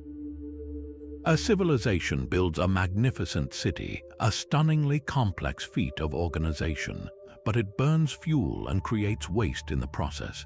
These are localized eddies of order in a vast, flowing river of entropy. This is the renewal within the decay that the ancients perceived. They saw the tree growing from the soil of its decomposed ancestors, the new empire rising from the ashes of the old.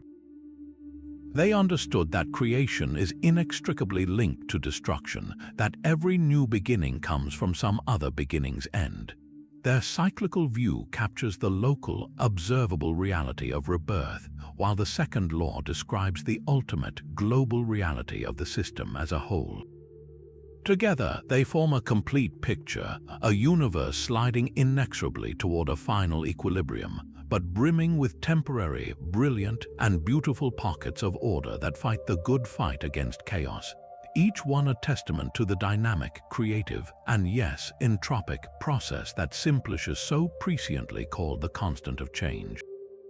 Leaving behind the physical laws of thermodynamics, we venture into a realm where time is not a river but an ocean, and every moment exists at once. For over 60,000 years, the Aboriginal peoples of Australia have understood the universe through a framework so profound and intricate that it challenges the very foundations of Western linear thought. This is the Dreamtime, known in various languages as Jukurpa or Altringa. It is not a dream in the sleeping sense, nor is it a myth relegated to a distant past.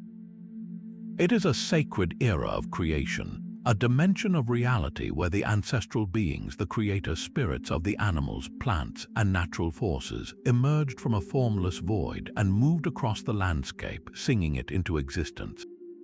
With every step they took, every river they carved, and every mountain they formed, they imbued the world with their spiritual essence and laid down the law for all of life. In the Dreamtime, the act of creation is not an event that happened and ended. It is a continuous, living process. The past is not gone. It is present, interwoven with the now and the not yet in a single, timeless tapestry. This concept manifests in a deeply tangible way through the connection to country. The land itself is not merely a resource or a backdrop for human drama. It is a living, sacred text. A particular rock formation is not just a collection of minerals, it is the frozen body of the rainbow serpent. A waterhole is not just a source of water, it is the eye of an ancestral being, a portal to the dreaming. The entire continent is a complex, interlinked network of these sacred sites, each one a node of story, lore, and identity. To know the songlines, the intricate oral maps that chart the paths of the ancestral beings across the land, is to be able to navigate not only physical geography but spiritual and moral geography as well. This worldview presents a universe that is fundamentally holopoietic, meaning the whole is present in every part. Every element of the landscape contains the entire story of creation, a concept that finds a startling echo in the most avant-garde theories of modern physics. The boldest parallel emerges when we place the Dreamtime beside the holographic principle in theoretical physics. Proposed by scientists like Gerard T. Hooft and Leonard Susskind, this principle suggests that our experienced reality, the three-dimensional universe of space, time, and matter, might actually be a projection. It posits that all the information describing our cosmos is encoded on a two-dimensional surface, much like the information for a three-dimensional hologram is stored on a flat, two-dimensional film. In this view, the world we perceive is a vast, incredibly detailed illusion. Your perception of being a solid, three-dimensional person moving through time is akin to a character in a video game believing the game world is real, unaware that its entire existence is generated from a flat, silicon-based code. The universe at its most fundamental level may not be made of stuff but of information. The resonance between these two systems of thought, separated by tens of thousands of years, is nothing short of breathtaking. The Aboriginal understanding that the entire story of creation is imprinted on every part of the landscape is a spiritual and experiential counterpart to the physics idea that the entire description of a volume of space is encoded on its boundary. The Dreamtime, as the foundational layer of reality from which the visible world projects, mirrors the concept of the two-dimensional information surface from which our three-dimensional reality emerges. Both models dissolve the illusion of separation.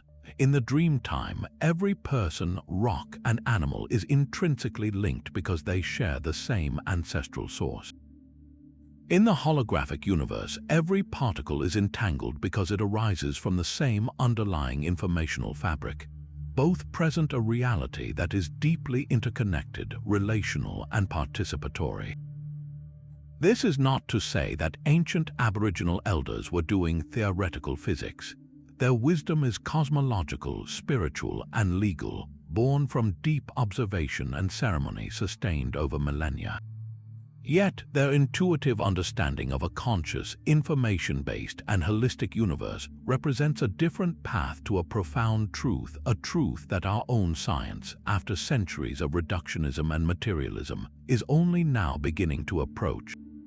The Dreamtime is a sustained, sophisticated prediction that reality is not what it seems. It suggests that time is an illusion, that consciousness is fundamental, and that the entire cosmos is a single, unified whole, singing itself into existence moment by moment, just as the ancestors did at the beginning of the world. High in the mist-shrouded jungles of Mesoamerica, the ancient Maya were not merely observing the heavens, they were weaving time itself into the fabric of their civilization. charting cosmic cycles with a precision that continues to astonish astronomers today. Theirs was not a simple lunar or solar calendar, but a complex, interlocking system of timekeeping that synchronized celestial events with human existence. At its heart was the sacred Tzolk'in, a 260-day cycle of 20-day signs and 13 numbers used for ritual and divination. Alongside it ran the Hob, a 365-day solar calendar of 18 months, plus a short, uncounted period considered dangerously unlucky. But the true masterpiece of their temporal architecture was the calendar round, a 52-year cycle created by meshing the Tzolk'in and Hob together like two immense turning gears. This system alone demonstrates a sophisticated mathematical mind, but the Maya looked far beyond this 52-year cycle. They gazed into the deep time of the cosmos itself. To track these immense periods, they developed the long count, a linear, uninterrupted tally of days from a mythical starting point they believed was the day of the last creation of the world, which our calendar places around August 11th, 3114 BCE. The long count is a base 20 system counting time in nested units. 20 days made a uinal, 18 uinals made a ton of 360 days, 20 tons made a katon, and 20 katons made a bakton, a cycle of 144,000 days, or roughly 394 of our solar years. This system allowed them to inscribe dates on their monuments with pinpoint accuracy for thousands of years into the past and future. Their obsession with time was not mere record-keeping. It was a spiritual and scientific imperative to align their world with the relentless, divine rhythms of the universe. This mathematical prowess was fueled by an equally stunning command of naked-eye astronomy. Without telescopes or advanced optics, Mayan priest astronomers constructed observatories like the famed Caracol at Chichen Itza, with narrow sighting tubes aligned to the movements of specific celestial bodies. They calculated the solar year to an accuracy far greater than the Julian calendar used in Europe at the time, pinpointing its length to within minutes of our modern measurement.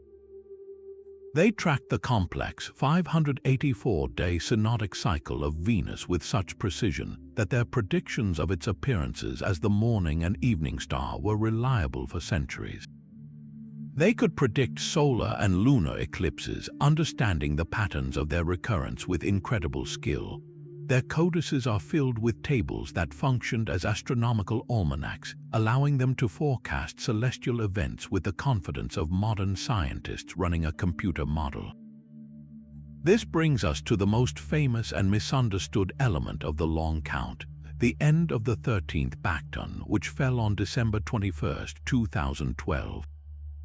Popular culture, fueled by Hollywood and sensationalist books, transformed this date into a prophesied global apocalypse, a cataclysm of earthquakes and cosmic collisions that would end human civilization. This interpretation, however, is a profound misreading of Mayan cosmology. For the Maya, time was cyclical, not linear. The completion of a Bakton was not an end, but a turning over, much like our own December 31st becomes January 1st. It marked the conclusion of a great cycle of roughly 5,125 years and the beginning of the next. Their inscriptions refer to this transition period with anticipation, but not for destruction. They anticipated it as a time of immense spiritual renewal, a rebirth and a realignment of the cosmic order, when the gods of the previous cycle would be honored and a new era would dawn. In this profound and nuanced worldview, we find an ancient prediction that has nothing to do with doom and everything to do with the scale of the universe. The Mayan long count is a conceptual forerunner to the modern scientific understanding of deep time and celestial mechanics. We now know, thanks to radioisotope dating and astrophysics, that our solar system is 4.6 billion years old, that our galaxy spins on a 225 million year cycle, and that the universe itself is 13.8 billion years old. The Maya, with their Baktons and their vision of cyclical creation, were grasping for this same immensity. They were attempting to contextualize human history within the vast, rhythmic cycles of the cosmos, to find our place in a universe governed by predictable, yet awe-inspiring physical laws. Their prediction was not of a specific event on a single day, but of a fundamental truth, that we are part of a cosmos of breathtaking scale and beautiful mathematical order, a reality we are still striving to fully comprehend. Buried in the ruins of the Assyrian royal palace at Nimrud, a discovery was made that seems to defy the timeline of optical science. It wasn't a grand statue or a hoard of gold, but a small, carefully ground piece of rock crystal, roughly the size of a large coin. This object, now known as the Nimrud lens or the Layard lens after its discoverer, dates back over 3,000 years to the reign of King Sargon II. To the untrained eye, it might appear to be a simple decorative inlay or a polished stone, but its precise, slightly oval shape and the deliberate convex curve on both sides tell a different story. This was a manufactured lens, crafted with remarkable skill from a material that is notoriously difficult to work. Its existence forces a radical question. Did the ancient Assyrians possess a practical understanding of optics 1,000 years before the Greeks formally theorized about light and a millennium and a half before the first eyeglasses appeared in medieval Italy? The debate over its true purpose is a fascinating clash between pragmatic and visionary interpretations. The most widely accepted theory is a deeply practical one. The lens was a magnifying glass used by ancient artisans for the exquisite fine work the Assyrians were known for. Imagine a master seal cutter hunched over a tiny piece of chalcedony or lapis lazuli, using the lens to focus sunlight or lamplight onto his work. The lens could magnify small details, allowing for the incredibly intricate carvings found on Assyrian cylinder seals and ivory inlays. A supporting theory suggests it could have been used as a burning lens. By concentrating the intense Mesopotamian sun to a pinpoint, it could generate enough heat to smolder tinder and start a fire, a valuable tool that would have seemed almost magical in its time. Yet there is a far more speculative and thrilling possibility. Could the Nimrud lens have been part of an ancient telescope? The Assyrians were keen astronomers, meticulously recording celestial omens and planetary movements. The renowned astronomer Giovanni Pettinato proposed this idea after studying the lens, suggesting that a series of such lenses mounted in a tube could have provided a crude but functional telescopic view. This could theoretically explain how the Assyrians achieved such precise astronomical observations. While it remains a minority view, it's a compelling thought experiment. Imagine an Assyrian priest astronomer on a ziggurat, not just gazing at the stars, but peering at them through a primitive optical instrument, glimpsing the craters of the moon or the moons of Jupiter centuries before Galileo. Modern analysis of the lens reveals its true optical properties, settling some debates while opening others. When studied by physicists, the Nimrud lens was found to have a focal length of about 12 centimeters, meaning it could focus sunlight to a point roughly 4.7 inches away. Its magnification power is relatively weak, roughly 3 times, which is sufficient for magnification or burning, but would make it a poor choice for a high-powered telescope eyepiece. More importantly, the rock crystal it's made from is exceptionally clear and has minimal impurities, a deliberate choice of material that minimizes optical distortion. This isn't a piece of Chinese letter shaped crystal. Its focal point is too precise, its shape too intentionally crafted. It demonstrates that its maker understood, at least empirically, the relationship between a curved transparent surface and its ability to bend light rays, the fundamental principle of refraction. This empirical knowledge is the true prediction hidden within this piece of crystal. The Assyrian craftsman who polished this lens may not have written a treatise on the geometry of light, but he possessed a working, practical knowledge of it. He knew that shaping the crystal in this specific way would produce a useful visual or thermal effect. This hands-on mastery predicts the entire future of optical technology. It is the great-grandfather of the reading stone used by medieval monks, which evolved into the first eyeglasses. It foreshadows the more sophisticated lenses that would be combined in the 17th century to create the first microscopes, revealing the hidden world of cells, and the first powerful telescopes, unveiling the moons of Jupiter and the rings of Saturn. The Nimrod lens stands as a quiet, solitary relic of a path not fully taken. It suggests that the spark of optical science was struck not once in Renaissance Europe, but had been kindled long before in the ancient world, a single data point hinting at a lost thread of inquiry into the nature of light and vision that would take over 1,000 years to be picked up again. From the polished crystal of the Nimrod lens, we now turn to a creation not of light but of earth, born not from empirical observation but from sacred words and a profound human longing. In the rich tapestry of Jewish folklore, particularly within the mystical traditions of Kabbalah, we find the powerful and haunting legend of the golem. This was not a monster from the wilderness, but a being meticulously sculpted from inanimate matter, most often the clay of a riverbank, and animated through intense ritual Hebrew incantations and the inscription of a sacred word upon its forehead.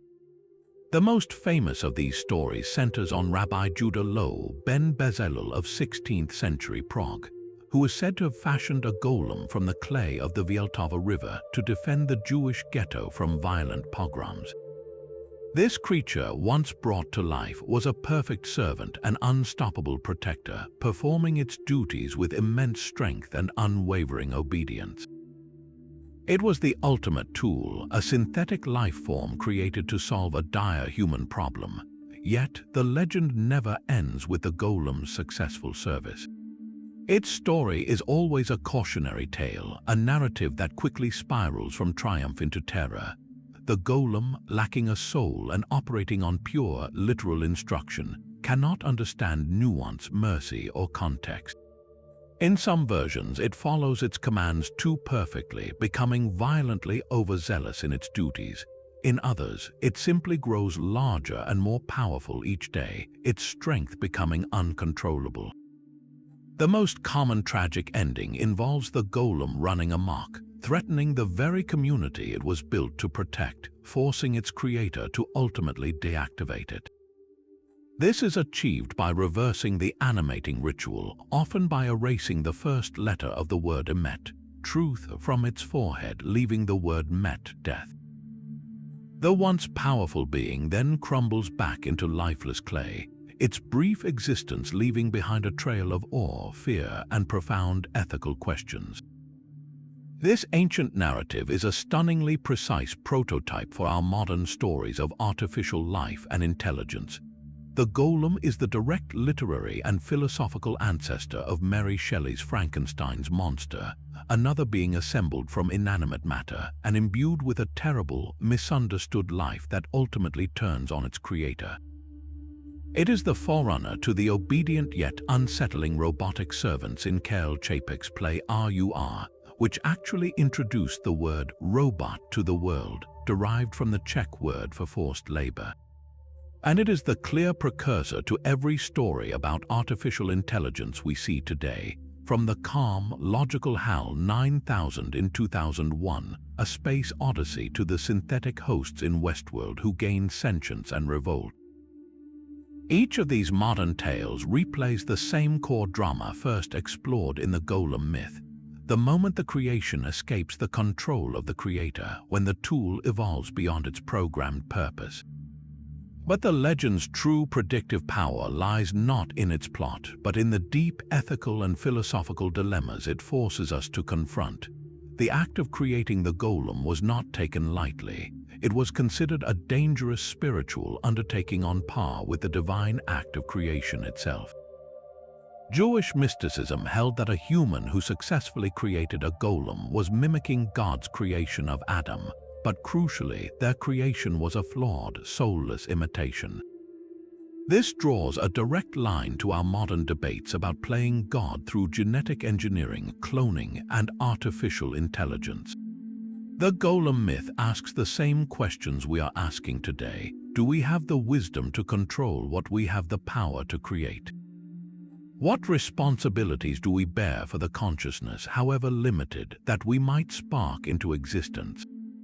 And if our creation lacks a soul or true understanding, does that absolve us of the ethical duty to treat it with compassion, or does it make the potential for its misuse even greater? The method of the golem's animation itself predicts a modern technological concept, the power of language as code. The golem is not brought to life by a lightning bolt or a chemical potion, but by words specifically, by combinations of Hebrew letters and names of God believed to hold creative power. This is a powerful metaphor for programming. The sacred words are the source code, the instructions that boot up the system and define its parameters. The inscription on the forehead is the user interface, the on-off switch. The rabbi's meticulous rituals are the debugging and safety protocols. The entire process mirrors the way a modern programmer writes lines of code in a specific, logical language to create a functional software entity. The legend intuitively understood that creation is an act of imposing order through language, a concept that finds its ultimate expression in the digital age, where everything from a simple website to a complex artificial intelligence is built entirely from written commands. Ultimately, the enduring power of the golem legend is its timeless exploration of the creator's burden. It is a story that acknowledges the incredible appeal of building a perfect servant or protector, a solution to our physical limitations and vulnerabilities. But it simultaneously warns that the act of creation is not complete once the thing is built. True mastery lies not in the animation but in the control. Not in the power to create but in the wisdom to deactivate. It is a myth that predicted centuries in advance that our greatest challenge with artificial life would not be the technical achievement of building it, but the profound human failure of understanding how to live with it once we do. While the legend of the golem explored the philosophical weight of creation, ancient China provides a story where the marvel was not in the spiritual danger, but in the sheer mechanical brilliance of the achievement. Our journey now takes us to the turbulent era of the Three Kingdoms in the 3rd century, a time of constant warfare and political intrigue. It is within this context that we meet Ma Jun, a figure celebrated not as a warrior or a strategist, but as the preeminent mechanical engineer of his age. Historical texts, particularly the records of the Three Kingdoms, document his creations with a matter-of-fact tone that makes them all the more astonishing. He is credited with inventing an improved, intricate silk loom that dramatically increased the efficiency of weaving complex patterns. He built mechanical puppets for elaborate theatrical performances, automata that could beat drums, play flutes, and even juggle swords, all driven by hidden mechanisms powered by water wheels. These were not just toys, they were sophisticated examples of programmed entertainment, similar in spirit to the work of Jazari, but occurring nearly 1,000 years earlier. Yet, Ma Jun's most legendary and technologically prophetic invention was a device that seemed to defy logic itself, a south-pointing chariot. This was not a mythical concept, but a fully realized mechanical carriage reported to have been built and demonstrated at the imperial court. As the story goes, the chariot was an ornate, human-drawn vehicle topped with a small, wooden figurine of an immortal. Its magic lay in the fact that no matter which way the chariot turned, or how many twists and bends it navigated, the outstretched arm of the figurine would consistently point toward the south. In an age long before the magnetic compass was used for navigation, such a device would have been tantamount to sorcery. It provided an unchanging, absolute directional reference, a revolutionary tool for military campaigns, long-distance travel, and celestial observation across the vast, often featureless plains of China. The true genius of this machine, and the reason it stands as such a powerful prediction, was its hidden mechanism. The south-pointing chariot did not use magnetism. Instead, it operated on a purely mechanical principle of breathtaking sophistication, differential gearing. The the chariot's wheels were connected to a complex assembly of interlocking gears. As the chariot moved in a straight line, the gears would turn in unison, but when the chariot turned, the inside and outside wheels would necessarily rotate at different speeds. The differential gear system, a labyrinth of precisely calculated cogs, would automatically compensate for this difference. It would calculate the angle of the turn and transmit a corrective motion through a series of gears to the figurine on top, causing it to rotate in the exact opposite direction of the turn. This kept the figure's pointer aligned with the original southern heading, effectively cancelling out every change in direction. It was a mechanical computer that performed real-time analog calculations for dead reckoning navigation. To appreciate the sheer innovation here, consider that the differential gear is a technology we take for granted today in every automobile. It's the essential component that allows your car's wheels to rotate at different speeds when you go around a corner, providing smooth, stable handling. For Mahjong to have conceived of and built such a system in the 3rd century is a staggering feat of engineering. It represents a fundamental leap in the understanding of kinematics, the geometry of motion. This was not merely observation, it was the embodiment of a mathematical principle in wood and bronze. The chariot predicted the core logic behind not only automotive differentials, but also the guidance systems of modern robotics and missiles, where maintaining a course relative to a fixed reference point is paramount. It was a programmable automaton whose program was the immutable law of geometry itself. The legacy of Mahjong's chariot is profound because it exists at the intersection of documented history and legendary wonder. Later Chinese texts describe even more elaborate versions, with some accounts suggesting the mechanism was so sensitive it could be reset by moving the figurine, effectively allowing the user to input a new destination. While no physical example from Mahjong's time survives, the persistent and detailed descriptions across centuries of historical records strongly suggest a real technological peak was achieved. The south-pointing chariot is a testament to a path of technological development that valued complex mechanical computation over simpler magnetic solutions. It shows that the ancient world was not just dreaming of automation. It was building working models that solved real-world problems with an elegance and foresight that would not be widely replicated for over a millennium, a rolling, gear-driven prophecy of the automated world to come. In the stark, arid plains of southern Peru, a vast and mysterious canvas stretches across the desert floor, a gallery of wonders only fully revealed from the perspective of the clouds. These are the Nazca Lines, one of the world's greatest archaeological enigmas, created by the Nazca culture between 500 BCE and 500 CE. These are not mere scratches on the earth. They are massive geoglyphs formed by removing the dark, sun-baked top layer of pebbles to expose the lighter-colored sand beneath. This technique created stark, contrasting lines that have been preserved for over 2 millennia by one of the driest climates on Earth. The scale is almost incomprehensible. The figures include a 120-meter-long monkey with a spiraling tail, a colossal 300-meter pelican, a hummingbird with wings outstretched, a spider, a whale, and dozens of intricate geometric shapes, trapezoids, triangles, and spirals that run for miles in perfectly straight lines across the desert. The conventional archaeological interpretations for their purpose are as varied as the designs themselves. The most widely accepted theory, proposed by researcher Maria Reich, suggests the lines formed a vast astronomical calendar, with certain figures and lines aligning with the rising and setting points of the sun, moon, and significant stars during solstices and equinoxes, crucial for organizing an agricultural society's ritual and planting cycles. Another compelling theory posits that the lines were sacred pathways, walked by priests during elaborate rituals to petition the gods for water in an incredibly arid landscape. The animal figures may have represented constellations or powerful spiritual beings believed to control the weather and fertility.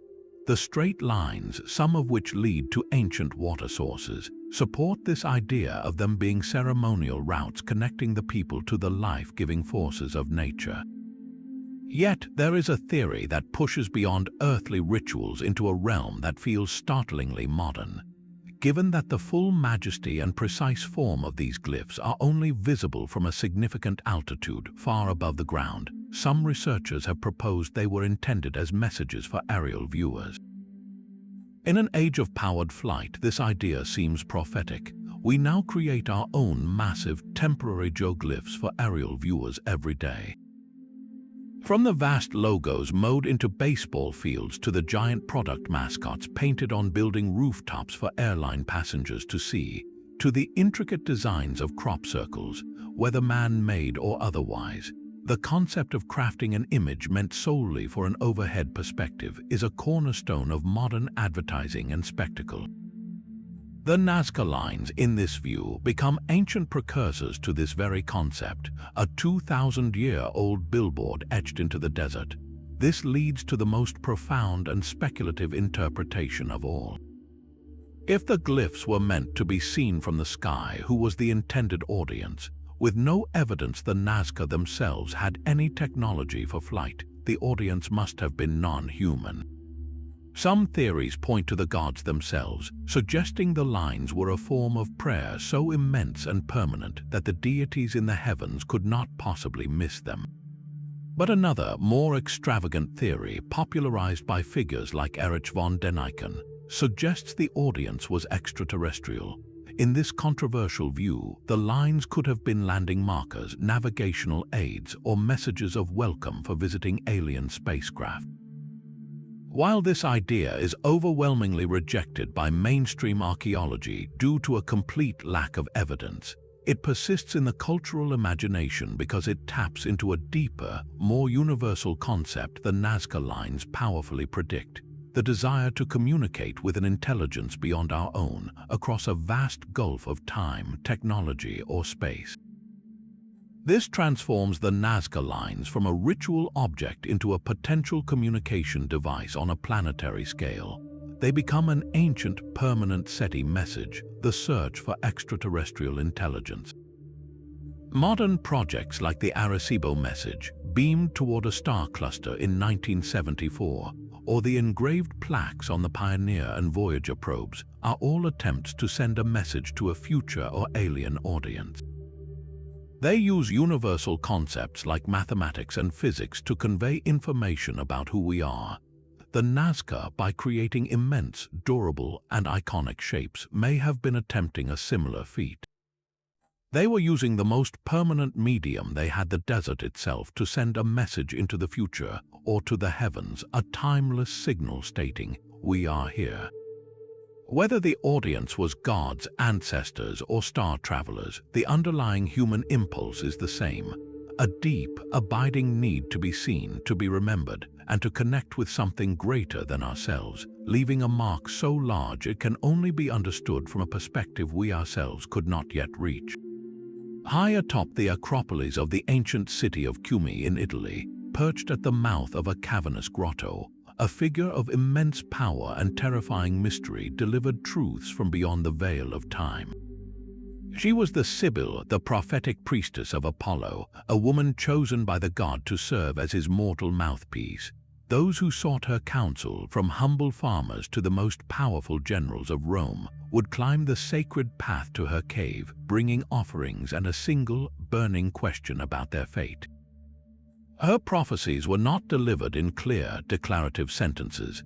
Instead, she would fall into a divine frenzy, a trance state induced by breathing in volcanic fumes rising from the earth, and her utterances would be a chaotic stream of riddles, warnings, and possibilities, all scrambled together.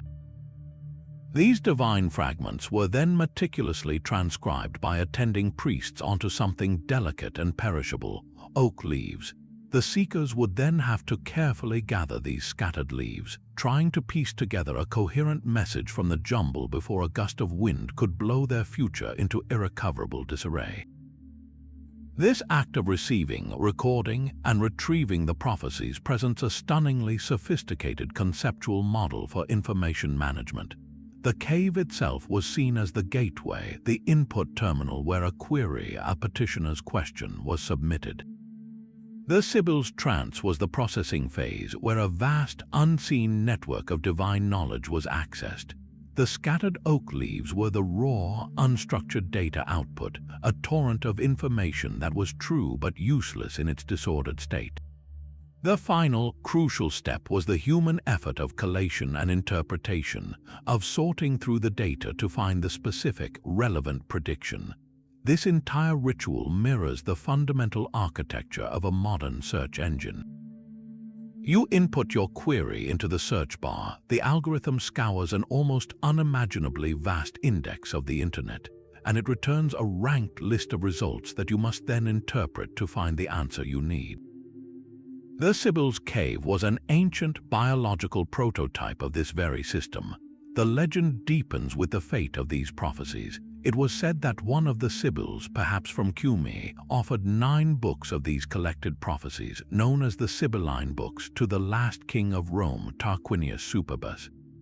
Finding her initial price too high, he refused. The Sibyl burned 3 of the books and offered the remaining 6 at the same price. He refused again.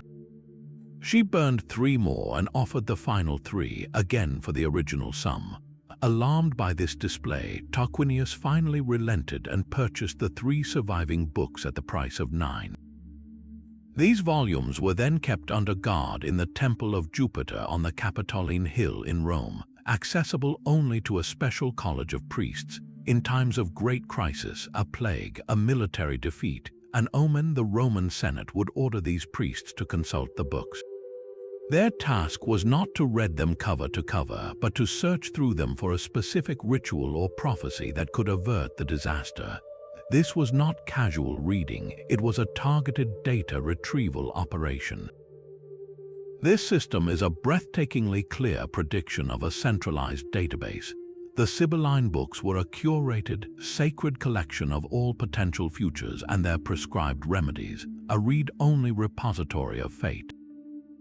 The priests were the database administrators, the only ones with the security clearance to access the core system. The Senate's request was a formal query.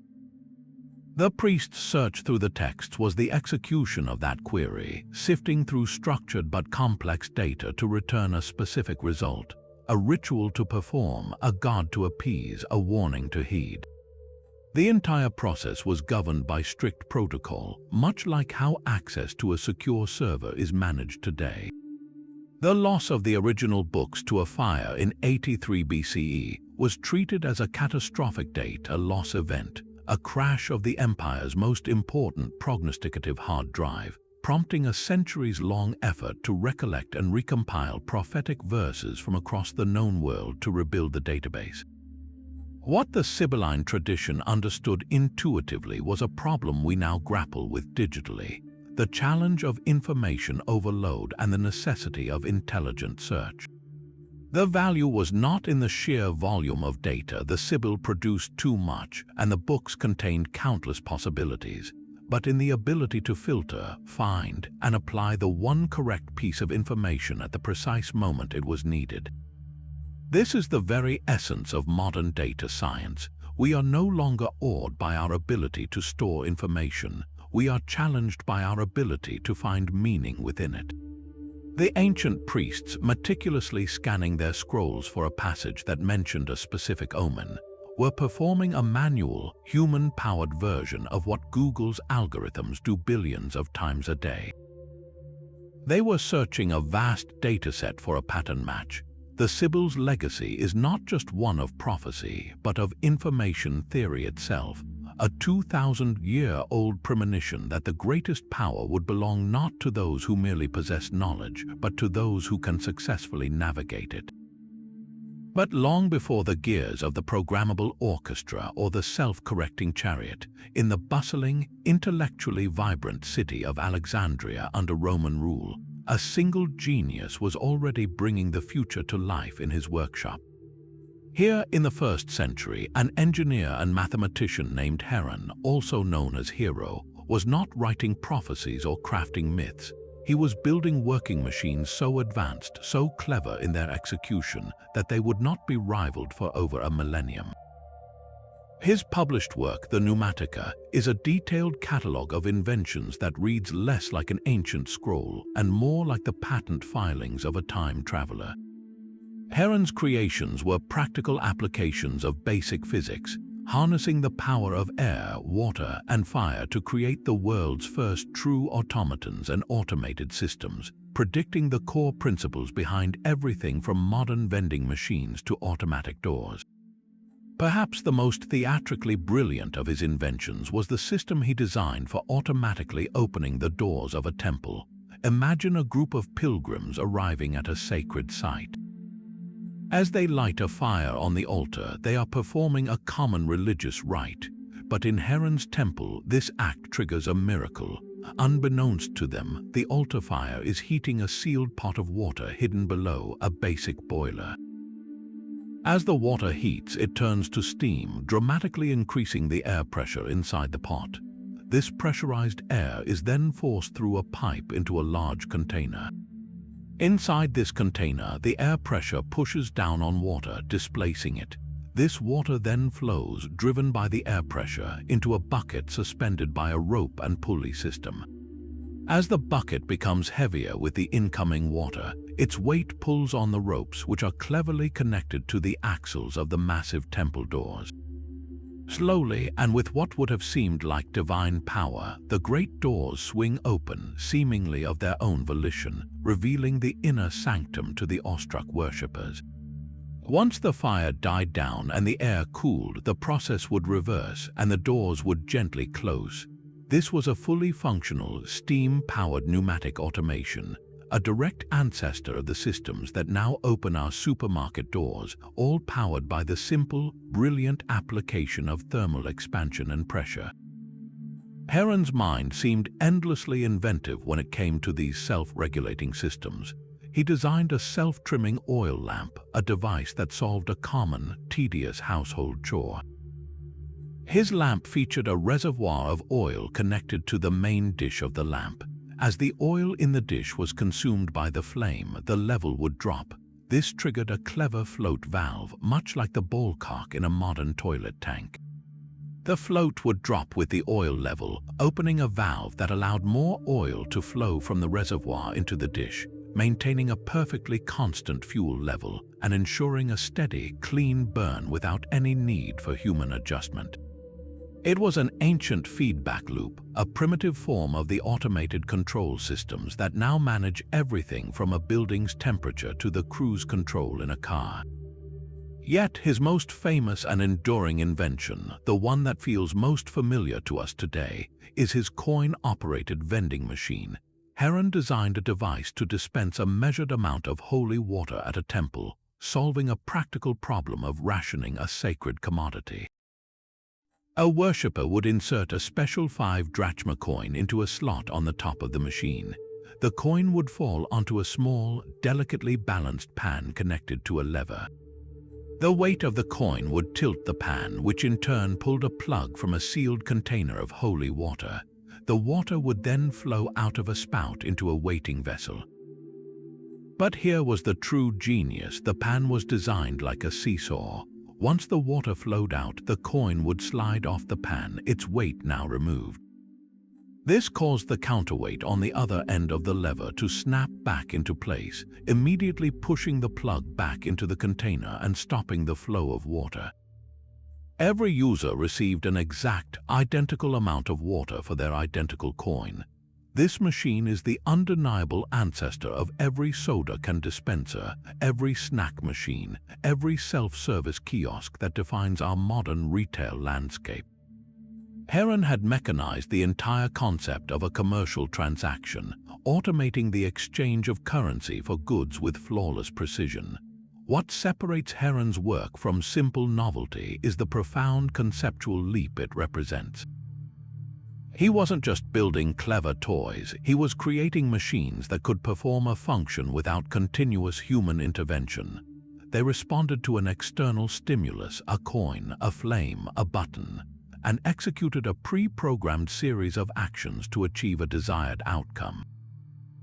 This is the very definition of automation. In his temple doors, we see the principles of pneumatics and steam power that would fuel the Industrial Revolution. In his vending machine, we see the basic logic of computation.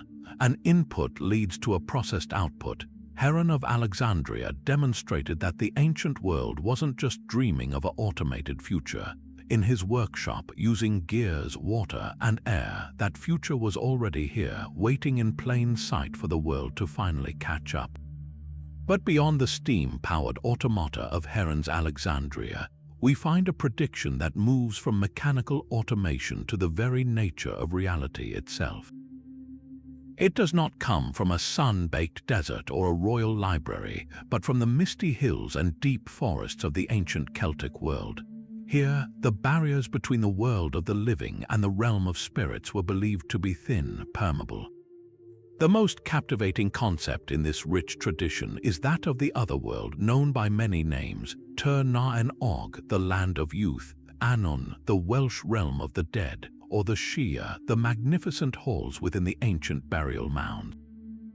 This was not a distant heaven or a terrifying underworld, but a parallel dimension, a reality that existed just alongside our own, separated by the thinnest of veils. It was a place of breathtaking beauty and perpetual feasting, where time did not flow in a linear fashion and the very rules of nature could be bent. A single day spent in this magical realm could equate to 100 years passing in the mortal world. It was a realm not reached by long journey or by death, but by stumbling upon a magical moment, passing through an enchanted mist, stepping into a sudden, unexplained fog bank, or being invited by a beautiful, otherworldly being to enter a Shia mound. This ancient, deeply held belief in a coexisting, immersive, and rule-altering alternate reality is a stunningly precise conceptual forerunner to our modern pursuit of virtual worlds. The parallels between the Celtic Otherworld and today's virtual reality environments are too striking to ignore. In both cases, the participant undergoes a deliberate, ritualized transition to leave their ordinary reality behind. For the ancient Celt, it might have been a bard spell, a specific incantation at a sacred well, or the consumption of a magical food or drink offered by a denizen of the Shia.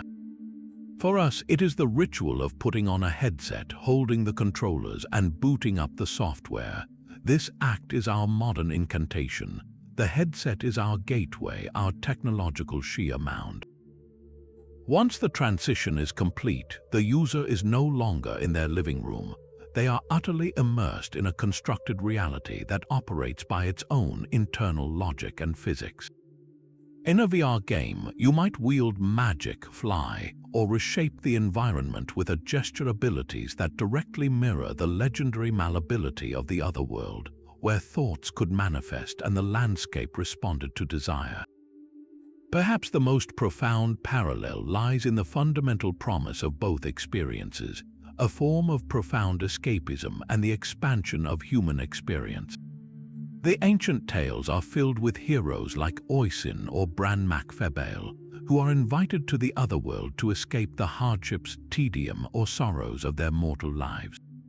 They are offered endless adventure, perfect beauty, and the suspension of aging and decay.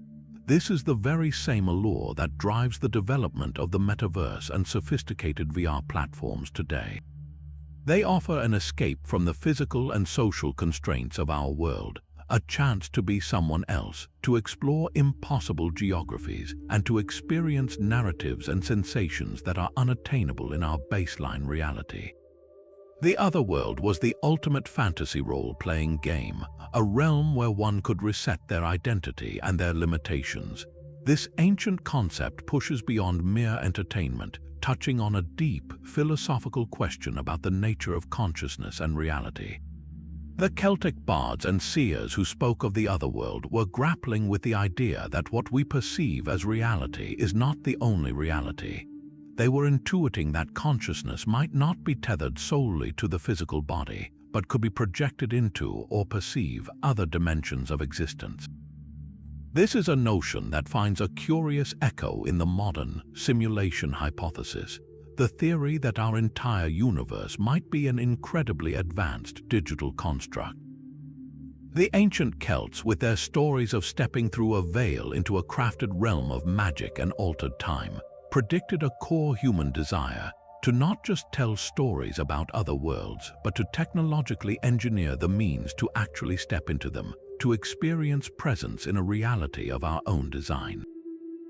Their myths suggest that long before we had the silicon and code to build virtual worlds, we already carried the blueprint for them in our imagination, dreaming of the day we could finally open the door and walk through. And so we return at last to the legendary workshop of the ultimate inventor, where this incredible journey into ancient foresight fittingly culminates not with a robot or a computer, but with a man and his most ambitious dream. The story of Daedalus and Icarus is so deeply embedded in our cultural consciousness that we often overlook the sheer technological radicalism at its heart. Before he was a cautionary tale about hubris, Daedalus was history's first and most famous biomimetic engineer.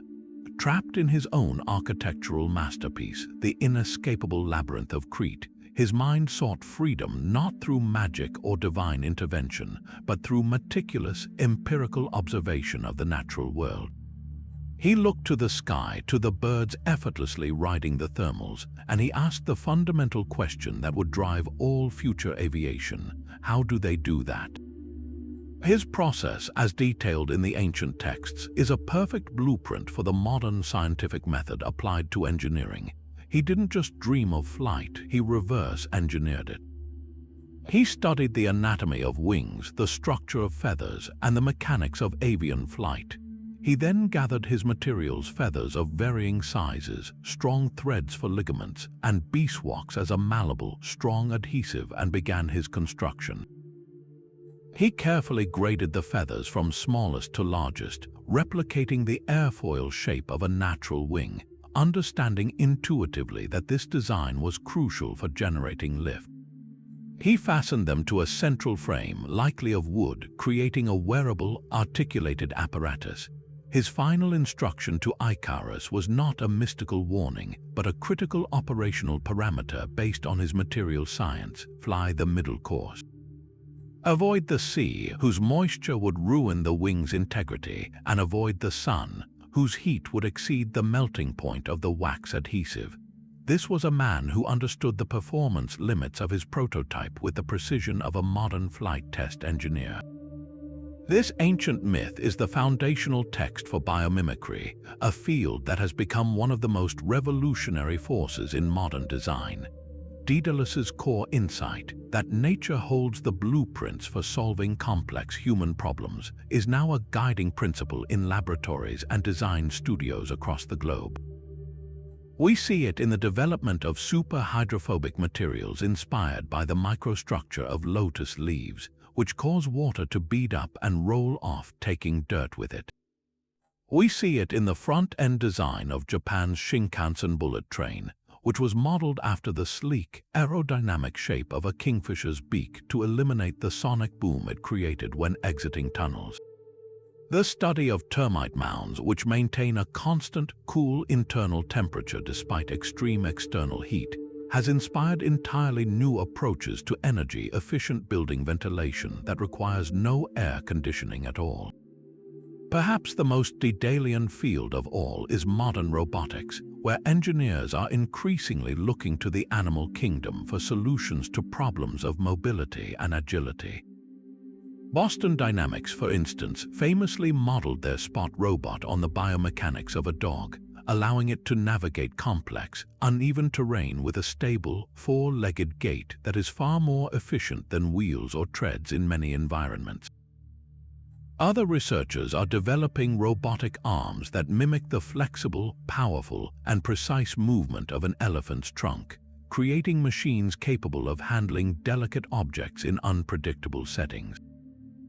There are even teams studying the flight mechanics of insects like dragonflies and bees to create tiny, ultra-agile micro-drones capable of maneuvers impossible for any conventional aircraft.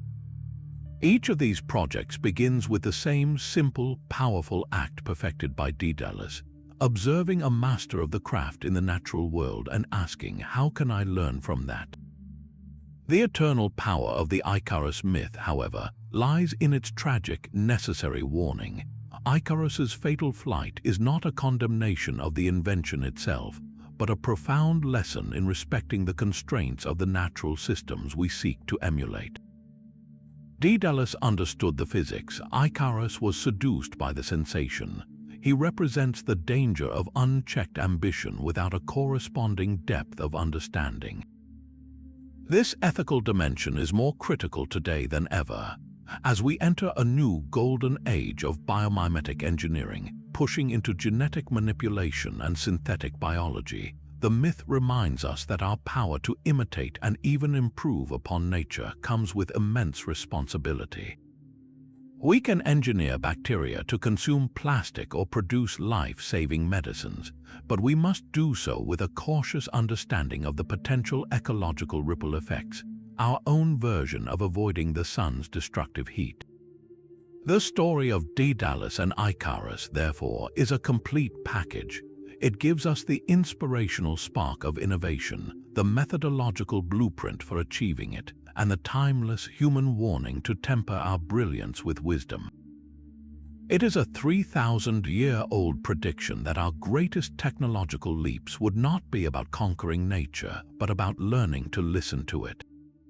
And so our journey through these 25 astonishing predictions comes to a close, a voyage that has spanned continents, centuries, and the very limits of our imagination. From the Vimanas soaring through the Sanskrit epics to the self-healing concrete of Rome, from the celestial gearwork of the Antikythera Mechanism to the programmable orchestras of Jazari, we have witnessed a tapestry of human genius so vibrant and so prescient that it challenges the very linear narrative of progress we have long taken for granted. These are not mere isolated curiosities or lucky guesses. They form a chorus of insight, a recurring theme that echoes across the millennia.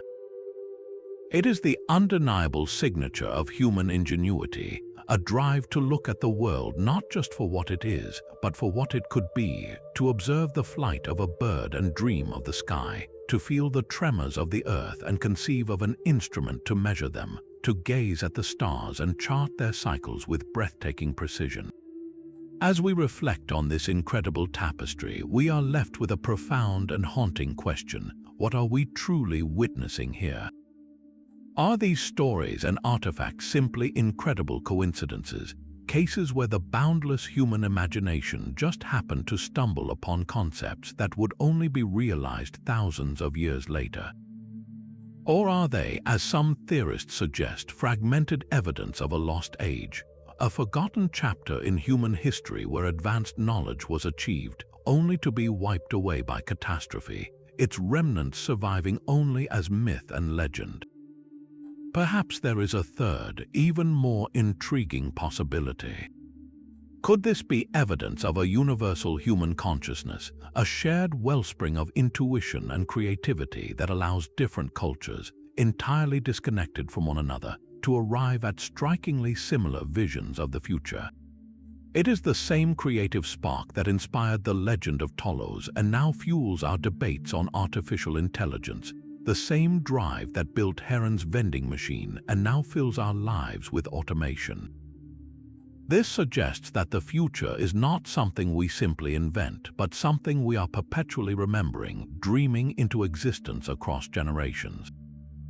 Now we turn this question over to you. This is not the end of the conversation, but the beginning of a new one. What is your verdict on these ancient mysteries? Do you believe we are slowly rediscovering profound truths that were known to our ancestors, piecing together a lost science from the fragments they left behind? Or are we, as children of the technological age, simply projecting our own world onto the past, seeing smartphones in polished crystal and rocket ships in poetic descriptions of celestial chariots? There is no single right answer, only a fascinating spectrum of possibilities. The truth likely lies somewhere in the beautiful, complicated space between. We want to hear your wildest theories, your most compelling evidence, and your favorite predictions from history. Share your thoughts in the comments below. Let's build a conversation as rich and diverse as the history we've explored today. Which of these 25 predictions stunned you the most? What other examples of ancient foresight have you come across? If you enjoyed this journey through time, be sure to give this video a like, subscribe to the channel for more explorations into history's greatest mysteries, and hit that bell so you don't miss our next adventure. The past is full of whispers about the future. Help us listen to them together.